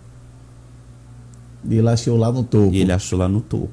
Isso comprova historicamente que em algum determinado tempo da época a Terra esteve coberta por água. Porque se o Everest é o pico mais alto e no pico do Everest ele conseguiu achar esse tipo de material, fora que também numa pesquisa dele ele mostra que ele achou também fósseis de animais no pico do Everest. Isso comprova que em um período a Terra esteve toda coberta por água. E isso vai em concordância com a Bíblia, o dilúvio. Uma prova. Que louco. Segunda prova, a respeito do ano bissexto. Sim. Às vezes muita gente entende o ano bissexto aí, mas tá, e o que é isso? O que é o ano bissexto? De 4 em 4 anos nós temos um dia a mais no ano. Mas por quê? Quando foi instituído isso? Como que foi isso? Quando você pesquisa mais a fundo a questão do ano bissexto, você vai encontrar a seguinte resposta: que o ano bissexto foi criado para um reajuste de tempo. Beleza. Você não reajusta o que não foi desajustado. Se o seu relógio está no horário certo, não tem por que você ajustar ele. Agora, se aconteceu alguma coisa que desajustou o horário do seu relógio, aí há uma necessidade de um reajuste. Quando houve essa necessidade? Josué 10:13. Josué 10:13 diz que Josué orou e o sol parou. Só que a gente só foi ter o conhecimento de que a Terra que gira em torno do Sol no ano de 1543, se eu não me engano, por Nicolau Copérnico, que era um cristão e cientista que descobriu essa teoria de que é a Terra que gira em torno do Sol. Então, a Bíblia fala que parou por um dia inteiro. Por um dia inteiro parou. E quando você vai pesquisar a questão dos dias, você pode olhar lá que o ano ele não tem só 365 dias. Ele tem 365 dias, 5 horas, 40 minutos e alguns segundos. Então, no decorrer de 4 anos, somando essas coisas, você vai ter 24 horas. Então, por que teve um ano bissexto? Foi um reajuste. Porque quando Deus parou a terra para Josué vencer uma batalha, ele não parou só a terra. Ele sustentou todas as coisas.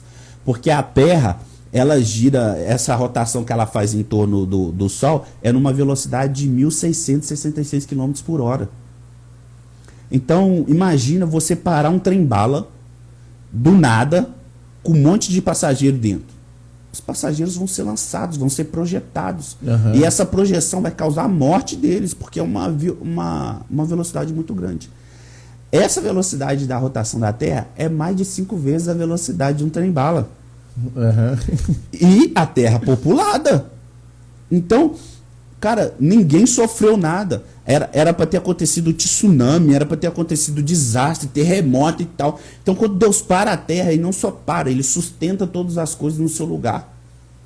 E Josué vence. Aí depois volta tudo ao normal, mas teve um desajuste no tempo. Porque Deus parou. E a Terra está em constante crescimento também, né? E o que aconteceu isso? Aí foi necessário que, com a tecnologia evoluindo e tal, que o homem fizesse um reajuste do tempo. E aí nasceu o ano bissexto. Então a criação do ano bissexto é uma comprovação científica de que um dia a Terra parou. E quem teria o poder para parar a Terra se não Deus? Isso é muito bom, que às vezes a pessoa quer comprovar a existência de Deus somente através da Bíblia, mas a própria ciência tem como comprovar também, né? A ciência, a arqueologia, os dados históricos, os acontecimentos, né, da história. Sim, cara. Ó, Platão, ele não acreditava na pessoa de Jesus, mas ele acreditava em Deus, que existia um Deus criador de todas as coisas. Darwin acreditava que existia um Deus criador de todas as coisas. Aristóteles acreditava que existia um Deus criador. Porque os caras olhavam a criação, a complexidade da criação, do universo, das galáxias, dos planetas. Os caras falaram, cara, não tem como não ter um criador por todas as coisas. Outra coisa que comprova a existência de Deus. Vamos para o terceiro ponto, né? Terceiro ponto aqui, eu acho que já dá. Tem a ver com a atmosfera. Tá. A atmosfera, ela tem 1%. Como que eu posso explicar? É assim. Quando você pesquisa sobre a porcentagem da atmosfera, vai estar lá, 1%. Por quê? Porque se a atmosfera fosse menos de 1% na sua gravidade, se a gravidade da atmosfera fosse menos de 1%, não existiria vida na Terra. Os seres humanos, os animais, não conseguiriam sobreviver na Terra. E se a atmosfera fosse mais de 1%, ela comprimiria o ser humano, os animais, as plantas e tal. Então, ela tem a porcentagem correta. Qual a chance de que algo seja exato na ciência? Porque um dos jargões da ciência é que eles não afirmam as coisas 100%. Porque eles sempre deixam essa margem. Por quê? Porque a ciência é mutável, cara. A verdade que nós conhecemos, vamos dizer assim, é mutável. Por quê? Porque antes de 1500 nós acreditávamos que era o Sol que girava em torno da Terra. Nós acreditávamos naquilo como verdade absoluta. Porque, então, no caso, seria o ponto de vista histórico, né? Porque naquela época não tinha a ciência avançada para poder, né? Igual hoje. Hoje nós temos algum entendimento sobre algumas coisas que futuramente pode ser mudado. Sim. Mas o que é a verdade absoluta? Deus. Imutável. Ele é o mesmo ontem, hoje e será eternamente. Ele é imutável. As verdades de Deus são imutáveis. A verdade de que essas provas existenciais de Deus são imutáveis. São provas muito reais da existência dele. Então, é isso que faz eu acreditar que existe um Deus. Sim, e a gente falou sobre a questão da Bíblia, né? Porque a Bíblia ela foi escrita por quê? Por homens e mulheres inspirados pelo Espírito Santo, dentro do seu contexto histórico e cultural, com as suas palavras naquilo que elas estavam vivenciando nos primeiros séculos, né? Diferente de hoje, no caso. Então foram homens e mulheres inspirados por Espírito Santo em 3 idiomas que não se falam hoje. Sim. Porque o hebraico, né, que se fala hoje não é o mesmo hebraico que falava antigamente, assim também como o aramaico e o grego. Então, muitas pessoas afirmam que a Bíblia entra em contradição, mas ela não entra. Ela parece entrar e não entra. Por quê? Vamos supor, a Bíblia fala que nenhum homem jamais viu a Deus, não é isso? Só que lá na frente, no NT, desculpa, no Novo Testamento fala que nenhum homem jamais viu a Deus, acho que é em João. E lá no Antigo Testamento fala que Moisés falava com Deus face a face. Então, peraí, se nenhum homem jamais viu a Deus, por que Moisés falava com Deus face a face? Entra em contradição. Não, mas não entra, porque quando fala face a face, por isso que a gente sempre fala que quando você for ler o capítulo, tem que entender todo o contexto, ler os capítulos anteriores e os posteriores. Porque quando fala que Moisés falava com Deus face a face, existia uma nuvem que cobria a face de Deus, nos próximos versículos. E é no sentido de intimidade. No sentido de intimidade. De que não tinha um intermediário. No face a face com Deus, no sentido de intimidade com Deus que Moisés tinha, né? O Moshe, que foi o maior profeta, né, aí da Bíblia. E já no Novo Testamento fala que nenhum jamais viu a Deus. Então é por isso que a Bíblia ela parece entrar em contradição em muitas coisas, mas ela não entra, né? O que entra, o que altera algumas coisas é pontuação, vírgula, troca de nome, Jesus Cristo, Cristo Jesus, que não altera o real significado da mensagem da Bíblia. Então muitas pessoas pegam a Bíblia, né, mas a Bíblia está mentindo, a Bíblia entra em contradição. Até o que a gente está conversando sobre isso agora, a própria arqueologia comprova, né, tudo o que aconteceu, toda a parte histórica, comprova tudo isso. Vamos lá, dinossauro.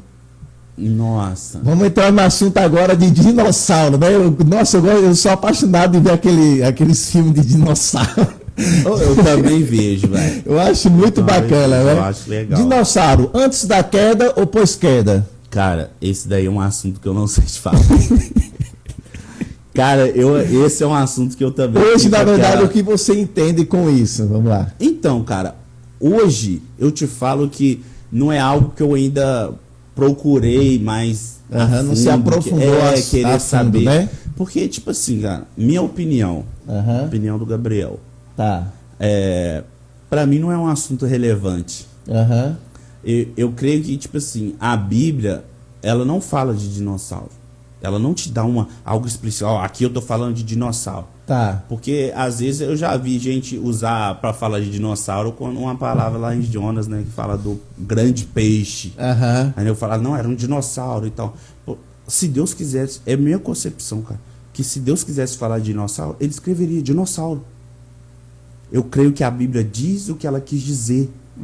Então eu creio, se Deus não gastou tempo, porque ela foi inspirada pelo Espírito Santo. E se o Espírito Santo não gastou tempo influenciando pessoas para escrever um capítulo ou algum texto explicando sobre dinossauro, eu acredito que é porque não era relevante. Porque a Bíblia ela é relevante, atual e aplicada. Então... E na minha concepção, eu acho que não era algo relevante para Deus querer nos mostrar. Falar, cara, a Bíblia tem a ver com uma pessoa central, Cristo. Ela tem a ver, a Bíblia, na cosmovisão, a gente separa em 4 pontos, né? Que é criação, queda, redenção e consumação. Criação do dinossauro? Não. Queda do dinossauro? Não. Redenção do dinossauro? Não. Consumação do dinossauro? Não. Relacionado à decadência do homem, à criação de todas as coisas, a decadência do homem, o resgate do homem para o relacionamento com Deus, a glorificação do homem, crucificação de Jesus, ressurreição de Jesus e a volta dele. Então eu acredito que... A principal mensagem, né? Resumindo. Não é dinossauro, é Cristo. E é o próprio apóstolo Paulo que afirmou, né, que se fosse colocar em folhas, não tinha como descrever tudo o que aconteceu historicamente naquele contexto, né, que ele vivenciou. Sim. Então não haveria folhas e não tem relevância nenhuma, né? Relevância Você pode conhecer um pouco da história, da ciência, entender um pouco, né, curiosidade mesmo do homem, mas não vai trazer nenhuma... Creio que não vai acrescentar algo na sua espiritualidade, no seu... crescimento, não. Ok. Eita, coisa maravilhosa. O café da manhã. Vamos lá, vamos comer, né? O Gabriel fala muito e acaba esquecendo de comer, né, gente? Pode falar de Deus, não. Gente, vocês estão conseguindo assistir aí, vocês estão gostando do papo, compartilha aí com o pessoal, tem alguns comentários aqui. Fala muito esse meu amigo, Luciana. Não. Deus te abençoe, Luciana. Ô mulher, cara, uma grande amiga. Fala muito mesmo, viu? com certeza vamos trazer o Gabriel mais vezes aqui, porque o bate-papo está bem legal. É um bate-papo assim, bem inteligente, com embasamento, né? E assuntos interessantes para todos vocês que estão nos assistindo aí. Então vamos lá. A linha que estamos caminhando aqui, né? Começamos a respeito do testemunho, da queda, da salvação pelas obras, e agora a gente vai entrar na redenção. Falar um pouco sobre redenção, né? É muito legal. Tem gente que fala assim: o Antigo Testamento exclui, lê só o Novo Testamento. Só que todo o Antigo Testamento aponta para o Novo Testamento quando se trata da nova aliança, por meio de Cristo, né? Então não tem como excluir o Antigo Testamento, porque todos os profetas, né, as profecias que foram liberadas no Antigo Testamento aconteceram no Novo e ainda estão acontecendo até os dias de hoje, né? Então fala um pouquinho para a gente sobre isso. Chegando em Cristo na redenção e voltando um pouco no Antigo Testamento. Então, para mim é simples. Cristo, ele não pede para a gente fazer algo que ele já não tenha feito. Uhum. Né? E o que eu penso? Que quando eu saio do propósito e eu chego a ponto de anular o Antigo Testamento, é porque eu estou querendo fazer algo que Cristo não fez. Qual seria um deles? Cristo não anulou o Antigo Testamento. Uhum. Quem me dá o direito de anular? Pelo contrário, ele leu o Antigo Testamento na sinagoga. Isaías 61. Eis que o Espírito do Senhor está sobre mim. Então, e quando ele termina, e é interessante, às vezes algumas pessoas não prestam atenção, mas ele leu o versículo 1, o versículo 2 da parte A. No caso, a Torá ou não? Porque ele recebe o pergaminho. Tá. Chega um auxiliar, que é o que nós, de algumas igrejas, a gente chama de dirigente de culto, né? Chega o dirigente do culto, dá ele o pergaminho do livro de Isaías, do capítulo 61, e ele lê. Logo depois de ele ter sido tentado no deserto, ele vai ler. Ele vai falar o Espírito do Senhor e tal. Tá. Aí chega no versículo 2, na parte A, e fala: para proclamar o ano aceitável do Senhor, ele para. Por quê? Qual que seria a parte B? A parte A falava do ano aceitável, a parte B falava do dia da vingança do Senhor. Por que ele não leu a parte B? Porque logo depois dele ler, ele fala: hoje se cumpriu essa profecia. Por que ele não poderia ler tudo e falar que se cumpriu a profecia? Porque ele ainda iria voltar mais uma vez. Não era o dia da vingança do Senhor, era o dia da aceitação. E esse dia da aceitação tem algumas traduções, o dia da bondade, da manifestação da bondade de Deus na pessoa de Jesus Cristo. Então, quando eu anulo o Antigo Testamento, eu estou anulando cumprimento de profecia na vida de Jesus. Eu estou anulando palavras de Jesus. Porque Jesus pregava não baseado no Novo Testamento, ele pregava baseado no Velho. Os apóstolos pregavam não baseado no Novo Testamento, pregado no Velho. Um cara que fala lindamente do Antigo Testamento é Estevão. O cara pega lá de Adão, o cara vem de Gênesis, vem na pregação, depois os caras querem matar ele. Olha só que engraçado, o cara prega o Antigo Testamento, os caras querem matar ele. É basicamente o que o povo está fazendo. O povo que abole o Antigo Testamento está querendo matar os profetas, está querendo matar os patriarcas, está querendo matar as profecias, algumas sobre nós, outras sobre Israel, outras sobre pessoas específicas que já aconteceram, que vão acontecer. Nós estamos matando a sombra daquilo que aponta para Jesus, porque todo o Antigo Testamento ele está sempre apontando para algo que Jesus fez. Olha só, Oséias. Se eu não me engano, eu não me lembro direitinho que o capítulo. Mas tem uma passagem no livro de Oséias que fala que Deus fala com Oséias para ele se casar com uma prostituta. Aí o que depois Deus fala para ele casar com uma prostituta. E olha o que acontece. Aí ele leva a prostituta para casa. Aí passa um tempo, a prostituta sai da casa dele e volta para a prostituição, para o prostíbulo. Aí Deus vai e fala o que com ele? Vai lá e busca ela. Ele vai lá e busca ela e tal. Aí depois o que Deus está ensinando? Deus está ensinando como é Jesus conosco.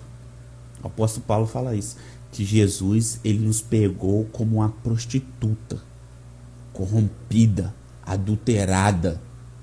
E no dia do casamento dele, nós vamos estar virginificados, nós vamos estar como uma virgem na presença de Deus. Então, se eu anulo, olha que revelação violenta que ele dá, né, nesse ensinamento. Mas se eu anulo o Antigo Testamento, eu não desfruto disso. Eu não tenho entendimento de como eu fui toda a minha vida corrompido, adulterado, prostituído. E mesmo assim, e quantas vezes eu me aproximei dele, ele me recebeu, e depois eu fui embora e virei as costas para ele, e ele foi atrás de mim. Nós precisamos ter esse entendimento. Nunca sou eu que vou atrás de Deus, sempre foi ele que veio na minha direção. Não teve uma vez que eu fui na direção dele. Porque eu falei esses dias com um amigo meu, eu falei, cara, se Deus não quisesse se revelar, até hoje nós não saberíamos da existência dele. Porque ele poderia obscurecer isso. Ele é Deus. Ele poderia cegar o nosso entendimento. A Bíblia fala que o Deus desse século, o diabo, o dinheiro, sabe, o secularismo, o que seja, fala que Deus desse século cegou o entendimento das pessoas porque elas não creiam em Deus. E quem dirá então Deus? Mas o que fala? O Verbo se fez carne e habitou entre nós. Ele se deu a revelar. Desde Gênesis, ele se deu a revelar. Ele descia para conversar com o homem. Então é Deus que se deu a revelar. Não foi o homem que buscou a revelação de Deus. E na questão, e isso engloba a questão da redenção, que a gente acaba falando de graça. Sabe, eu acho que não tem como a gente falar de ser redimido por Deus, sabe, da redenção que Ele nos propõe na cruz, dessa linda coisa que é Deus, Jesus, na pessoa de Jesus, Ele reestabelece, na redenção, Ele reestabelece um relacionamento que não foi Ele que quebrou.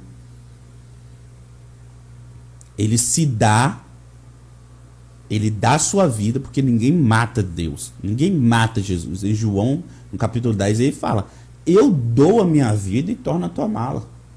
Então ninguém toma a vida de Jesus, porque a gente não pode dizer, foram os fariseus que matou Jesus, foram os romanos que mataram Jesus. Não, foi o amor dele por nós que matou ele, o sentimento dele por nós. Ele se deu. E automaticamente a gente acaba falando de graça. Porque a redenção é a manifestação da graça. E agora nós entramos num assunto muito interessante. Por quê? Porque algumas pessoas, você fala assim para você, o que é graça? Favor é merecido. Tá, o que é graça? Favor é merecido. A pessoa não sabe a profundidade da graça. E o que aconteceu hoje em dia, essa hipergraça aí que os coach pregam aí, essa graça barata, como o Dietrich Bonhoeffer fala, ela é o barateamento da graça preciosa. E o que é baratear? É eu pegar algo muito valioso e diminuir o valor daquilo.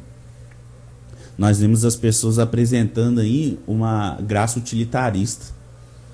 Uma graça que ela te alcança para sanar sua dificuldade financeira, sanar sua dificuldade emocional, sabe, sanar sua necessidade material.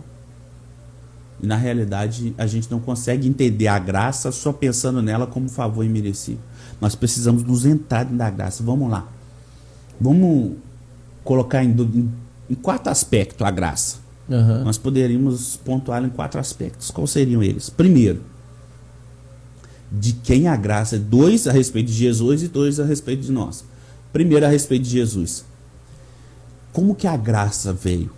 Como ela foi favorecida? Primeira coisa que nós precisamos entender. Filipenses. Sendo Deus, não teve como usurpação ser igual a Deus, mas a si mesmo se humilhou, se esvaziou, tomando a forma de servo, servindo a todos, foi obediente até a morte, e morte de cruz. Então a primeira coisa para a gente entender a profundidade da graça é a gente entender o que Jesus teve que abrir mão. De onde a graça se origina. Ela se origina do amor de Jesus a tal ponto de abrir mão da sua glória nos céus. a tal ponto de um Deus, criador de... A gente precisa entender isso, um Deus, um divino, criador de todas as coisas, rei dos reis, senhor dos senhores. Cara, é uma vergonha para a pessoa de Deus. Ele tem que se condicionar à pessoa humana.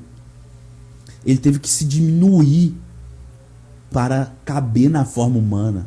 Porque ele é grande, ele é poderoso. Então, a primeira coisa é nós entendemos tudo que ele abriu mão. E ele sentiu dores também, né? Chorou. E Jesus chorou. Então ele era o... né? Aí entra o segundo aspecto que eu ia falar agora. Imagina um choro de sangue saindo. O segundo aspecto entra na questão do seguinte. Qual o processo? Tá. Porque o segundo aspecto faz eu entender qual que foi o caminho para que a graça chegasse até nós. Qual que foi o processo? Qual foi o método? O método foi o mais doloroso que você possa imaginar.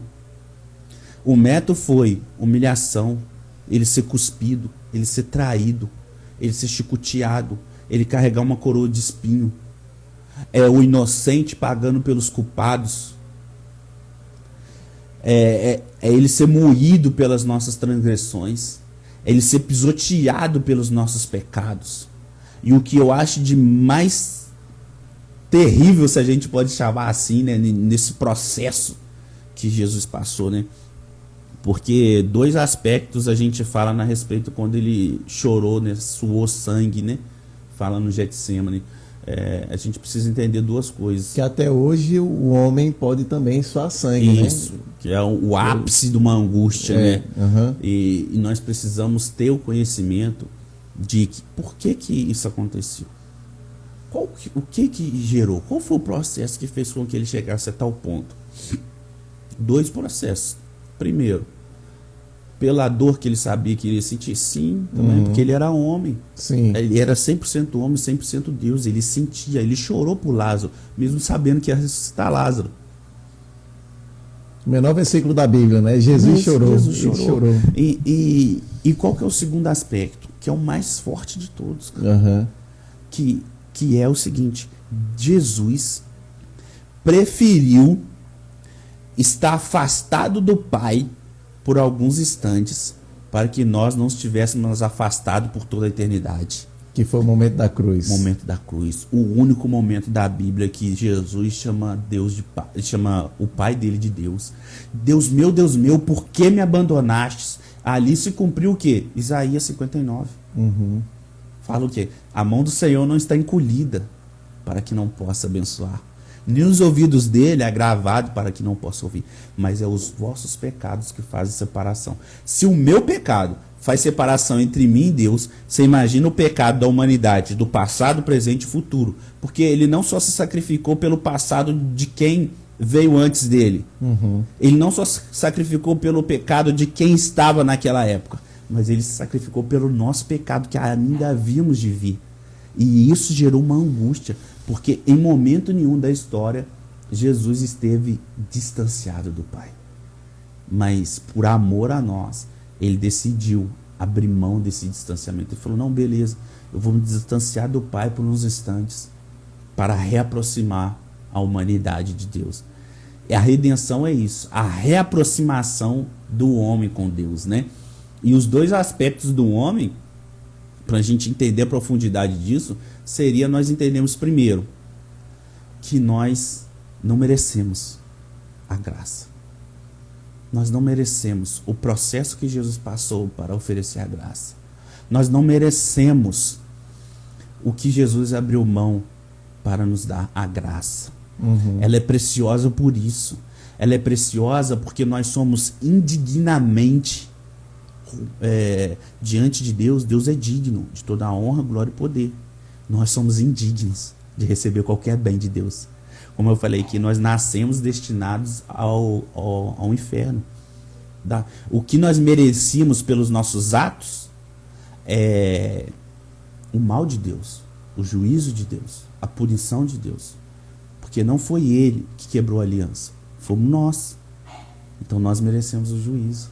Eu costumo explicar a graça e misericórdia nesse aspecto. Que o que seria a graça? Seria eu receber de Deus aquilo que eu não mereço. O que seria misericórdia? Deus me poupar de receber aquilo que eu mereço. Eu merecia. A graça, ela vem com uma mistura, uma cobertura de misericórdia. Porque eu merecia a punição e ele me deu absolvição. Eu merecia o julgamento e ele me compreendeu. Eu merecia o ódio e ele me deu amor. Sabe? Eu merecia a morte e ele me deu vida. Sabe? Ele se matou, ele se entregou para que nós tivemos um banquete, sejamos alimentados por ele. E o segundo aspecto seria que nós não fizemos nada por isso. Nós não demos um passo em direção à graça. Nós não carregamos a cruz de Jesus. Nós não fomos chicoteados por Jesus. Nós não fomos pregados no lugar de Jesus. É isso que faz a ceia do Senhor ser tão maravilhosa, ser tão inclusiva. Porque ela fala para você, você não merece, você é indigno. Mas eu quis que você estivesse aqui. Por isso que a salvação é pela graça. Porque não tem nada a ver com algo que eu fiz. Tem a ver com o que ele fez. O que ele abriu mão, o processo que ele se submeteu. Tudo que ele decidiu passar por amor a nós. Então a redenção, para mim, ela é esse mesclado de misericórdia e graça. E que a graça é preciosa demais. Ela não pode ser barateada. Ela não pode ser vendida. Uhum. Ela não pode ser comprada. Ela não pode ser utilitarista. Quando o apóstolo Paulo diz que por ele, por meio dele e para ele são todas as coisas, o que ele está dizendo? Uma das coisas que a gente pode interpretar. Jesus é proveniente de Deus. A salvação, o Salvador é proveniente de Deus. Tudo veio dele, por ele e para ele. A salvação é pela pessoa de Jesus, que é Deus, por meio dele. Para ele, é um sacrifício a Deus. Então é Deus se dando pelos pecados do povo para se sacrificar a Deus. É como se Deus estivesse se sacrificando a si mesmo. É literalmente, teologicamente, seria isso. Deus se entregando em sacrifício a ele mesmo para a reaproximação do seu povo. Então a graça não é barata. Ela é preciosa demais. Nós somos comprados por um alto preço. Não porque nós valemos alto, porque nós não valemos nada. É porque o preço que Jesus deu é muito alto. É a mesma coisa que o cara tá vendendo um Fusquinha e eu chegar para ele e falar assim, aqui, eu vou te dar uma Mercedes no seu Fusquinha. O cara fala, não, cara, mas o meu Fusquinha não vale isso tudo. Não, não vale mesmo não, é eu que quero dar. Então é isso. Nós éramos o Fusquinha. Deus foi lá e deu a Mercedes dele, Jesus, ele deu o melhor dele. Não porque nós somos bons, mas porque ele quis dar o seu melhor. Resumindo, é isso. A graça e a redenção, para mim, é... Graça e redenção seria isso, né? E, por fim, um pouco sobre salvação, né? Porque daí entra na redenção por meio de Cristo, o reconhecimento de Jesus morreu na cruz por nós, mesmo sem a gente merecer. E depois vem a questão da salvação. Sim. Eu cheguei, acho que até a falar com o senhor já sobre isso, o meu ponto de vista, né? Que eu preciso ter esse conhecimento da graça para me entender a salvação. No caso, para mim ser salvo, no caso, eu não sou salvo pelas obras, mas o que eu devo fazer hoje, enquanto estamos vivos, de que forma, o que eu devo fazer hoje, então, para alcançar a salvação, no caso? Vamos fazer uma ilustração aqui. Suponhamos que eu estou no 10º andar de um prédio. Esse prédio está em chamas. A porta de saída já está em chamas, não tem como eu passar. E não tem como eu sair, porque se eu pular eu vou morrer. Não tem como eu sair, o prédio é muito alto. Aí chega um bombeiro e me salva. Me retira desse perigo iminente. Eu estava prestes a morrer. E ele vai e me tira de lá. O que vai impedir de que eu tenha gratidão eterna por esse cara que me salvou? se eu tiver o seguinte pensamento: ele é bombeiro, ele só fez a obrigação, ele recebe para isso. Então a questão da graça utilitarista, de olhar Deus como um Deus utilitarista, é isso, é falar, não, ele é Deus, ele fez o que cabia a ele fazer mesmo. E não, ele não tinha nada que fazer isso. Então a salvação é você ser salvo por alguém que não tinha obrigação de te salvar. É você ser resgatado por alguém que não tinha obrigação de te resgatar. Ele fez por amor, não por obrigação. Então, quando eu entendo isso, eu falo, caraca, então eu estava diante de um perigo iminente, eu estava prestes a morrer, e mesmo sem ele ter alguma obrigação com isso, ele foi e me resgatou. Ele me tirou desse perigo e me colocou num lugar de segurança. Quando eu tenho esse entendimento de que eu estou em perigo iminente e de que Jesus é esse bombeiro, eu vou entender que ele é o Salvador. E quando eu entendo que ele é o Salvador, eu entendo que eu só alcanço salvação mediante o reconhecimento que eu necessito desse Salvador. E por isso que a Bíblia fala o quê? Quando nós nos convertemos, aceitar Jesus como seu único e suficiente Salvador. Porque ninguém é capaz de nos salvar do lamaçal do pecado, da corrupção do pecado. Ninguém é capaz de nos salvar do destino do inferno. Só Jesus é o suficiente Salvador. Ele não, ponto final. Ponto final. Nós não precisamos de outro Salvador. Ele é suficiente. Quando eu entender isso, eu vou conseguir ter uma vida de gratidão. Porque a questão é a seguinte, cara. Cara, então beleza, uma vez salvo, eu posso viver a minha vida do jeito que eu quiser, que eu sou salvo? É isso que eu ia te perguntar. Tem gente que pensa assim, né? A graça de Deus. Vamos lá. Não, eu vou sair da igreja, eu vou fazer todas as coisas erradas do mundo, eu vou causar esse distanciamento entre o homem e Deus, né? E lá na frente, quando eu estiver velho, quando eu estiver na minha cama, deitado, meus filhos estiverem bem, aí sim eu vou começar a trilhar um caminho de salvação com Deus. Eu vou pedir perdão, a graça de Deus me alcançou, Ele vai me perdoar e estou salvo. Aí muita gente até usa, baseado nisso, o texto do ladrão na cruz. Né? Nos últimos segundos da minha vida, eu posso entregar minha vida a Jesus quando eu estiver no hospital e fui salvo. Então eu posso viver uma vida inteira, não sei se eu cito inapropriada, alguma coisa assim, em erro, né? Em pecado, né? Que a gente está falando. Então, isso seria o abuso da graça? Isso seria o não entendimento da graça. Porque na questão do ladrão, é graça. Cara, é graça. Ele tinha como ele descer dali? Não, é graça. Deus podia fazer ele descer? Podia. Mas Deus não quis.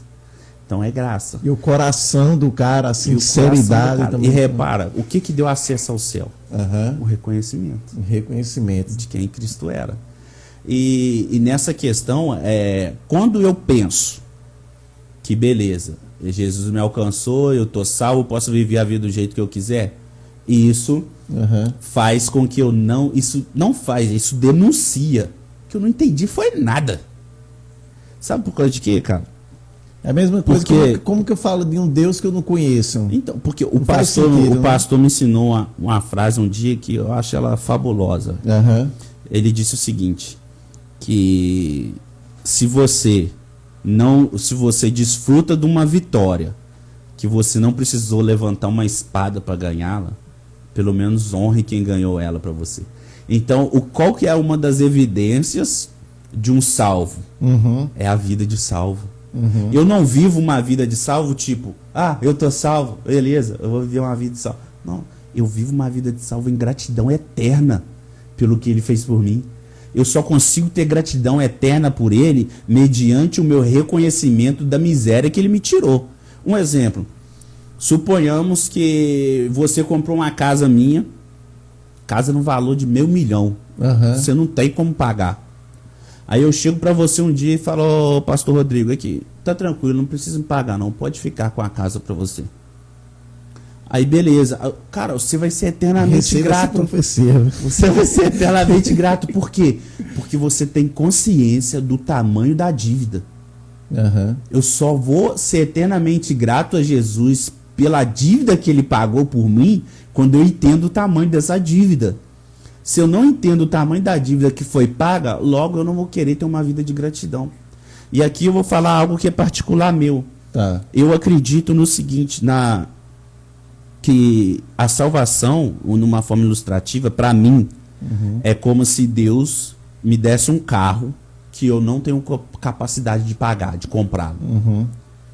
E aí ele vai me dar o carro. Só que eu cuido do carro em gratidão a ele. Então é como se eu cuidasse, ele me dá o carro, mas ele não vai pagar a gasolina do carro. Ele me dá o carro, mas ele não vai trocar o pneu do carro.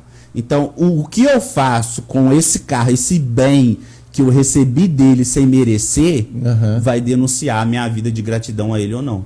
Se eu trato a salvação de uma forma desleixada, como tô salvo, já era, posso fazer o que eu quiser, é porque eu não entendi o tamanho da dívida que foi paga. Quando eu entender o tamanho da dívida que foi paga, eu vou viver uma vida de gratidão a ele.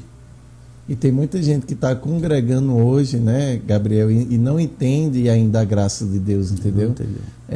E eu acredito que essa graça só tem como entender de forma espiritual. Não adianta eu estudar, ler a Bíblia com olhar humano, entendendo o lado histórico, que tem muitos estudiosos que fazem isso, né?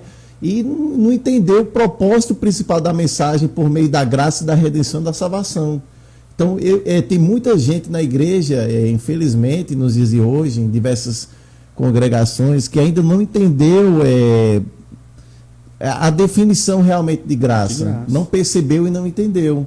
E isso é muito triste de saber. Colegas da gente próximo, familiares, pessoas que conhecem Jesus, que vão para a igreja todos os cultos, mas ainda não entendeu essa graça. Verdade. E de como alcançar, e de o que eu devo fazer diante dessa graça. Então acredito que essa graça parte mais por uma questão de resposta. Sim, uma resposta ao reconhecimento da miséria que nós vivemos. Quando eu reconheço a miséria que eu vivia e o que me foi oferecido, e eu aceito isso, a vida do salvo é a resposta à salvação que ele recebeu. Então é isso, é relacionado a isso. É a resposta que eu dou mediante a graça que me foi oferecida. Pois é, gente, eu queria agradecer ao Gabriel por esse bate-papo. Foi uma honra, Gabriel, poder lhe receber aqui. Meu coração se enche de alegria. Nosso primeiro podcast, eu creio que vocês foram edificados aí no Instagram, no canal do YouTube. Muitas pessoas foram edificadas, né? E é muito bom abordarmos diversos temas, diversos assuntos para que possa agregar, né, no conhecimento das pessoas, né? Adicional, né? E que não seja apenas um conhecimento, né? Que seja uma vivência. Sim, porque muitas pessoas sabem tudo, né? Eu tenho muitos livros aqui, o Gabriel tá doido para pegar meus livros, né? Eu morro de ciúme desses livros. Gente, duas coisas, Gabriel, que eu não gosto de emprestar, eu não empresto de jeito nenhum. Primeiro, minha guitarra. Segundo, os livros. Sabe aquela coisa de se apaixonar, não sei, que Deus vem e fala, renuncia, filho. Aí eu oro para que isso não aconteça, né?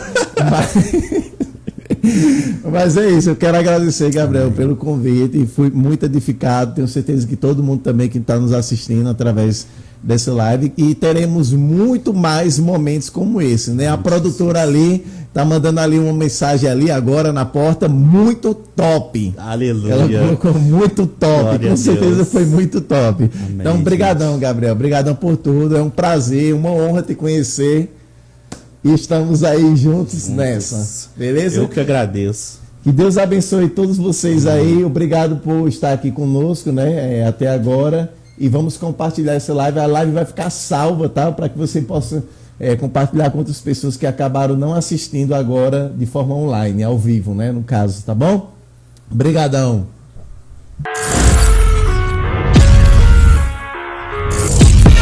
I live inside my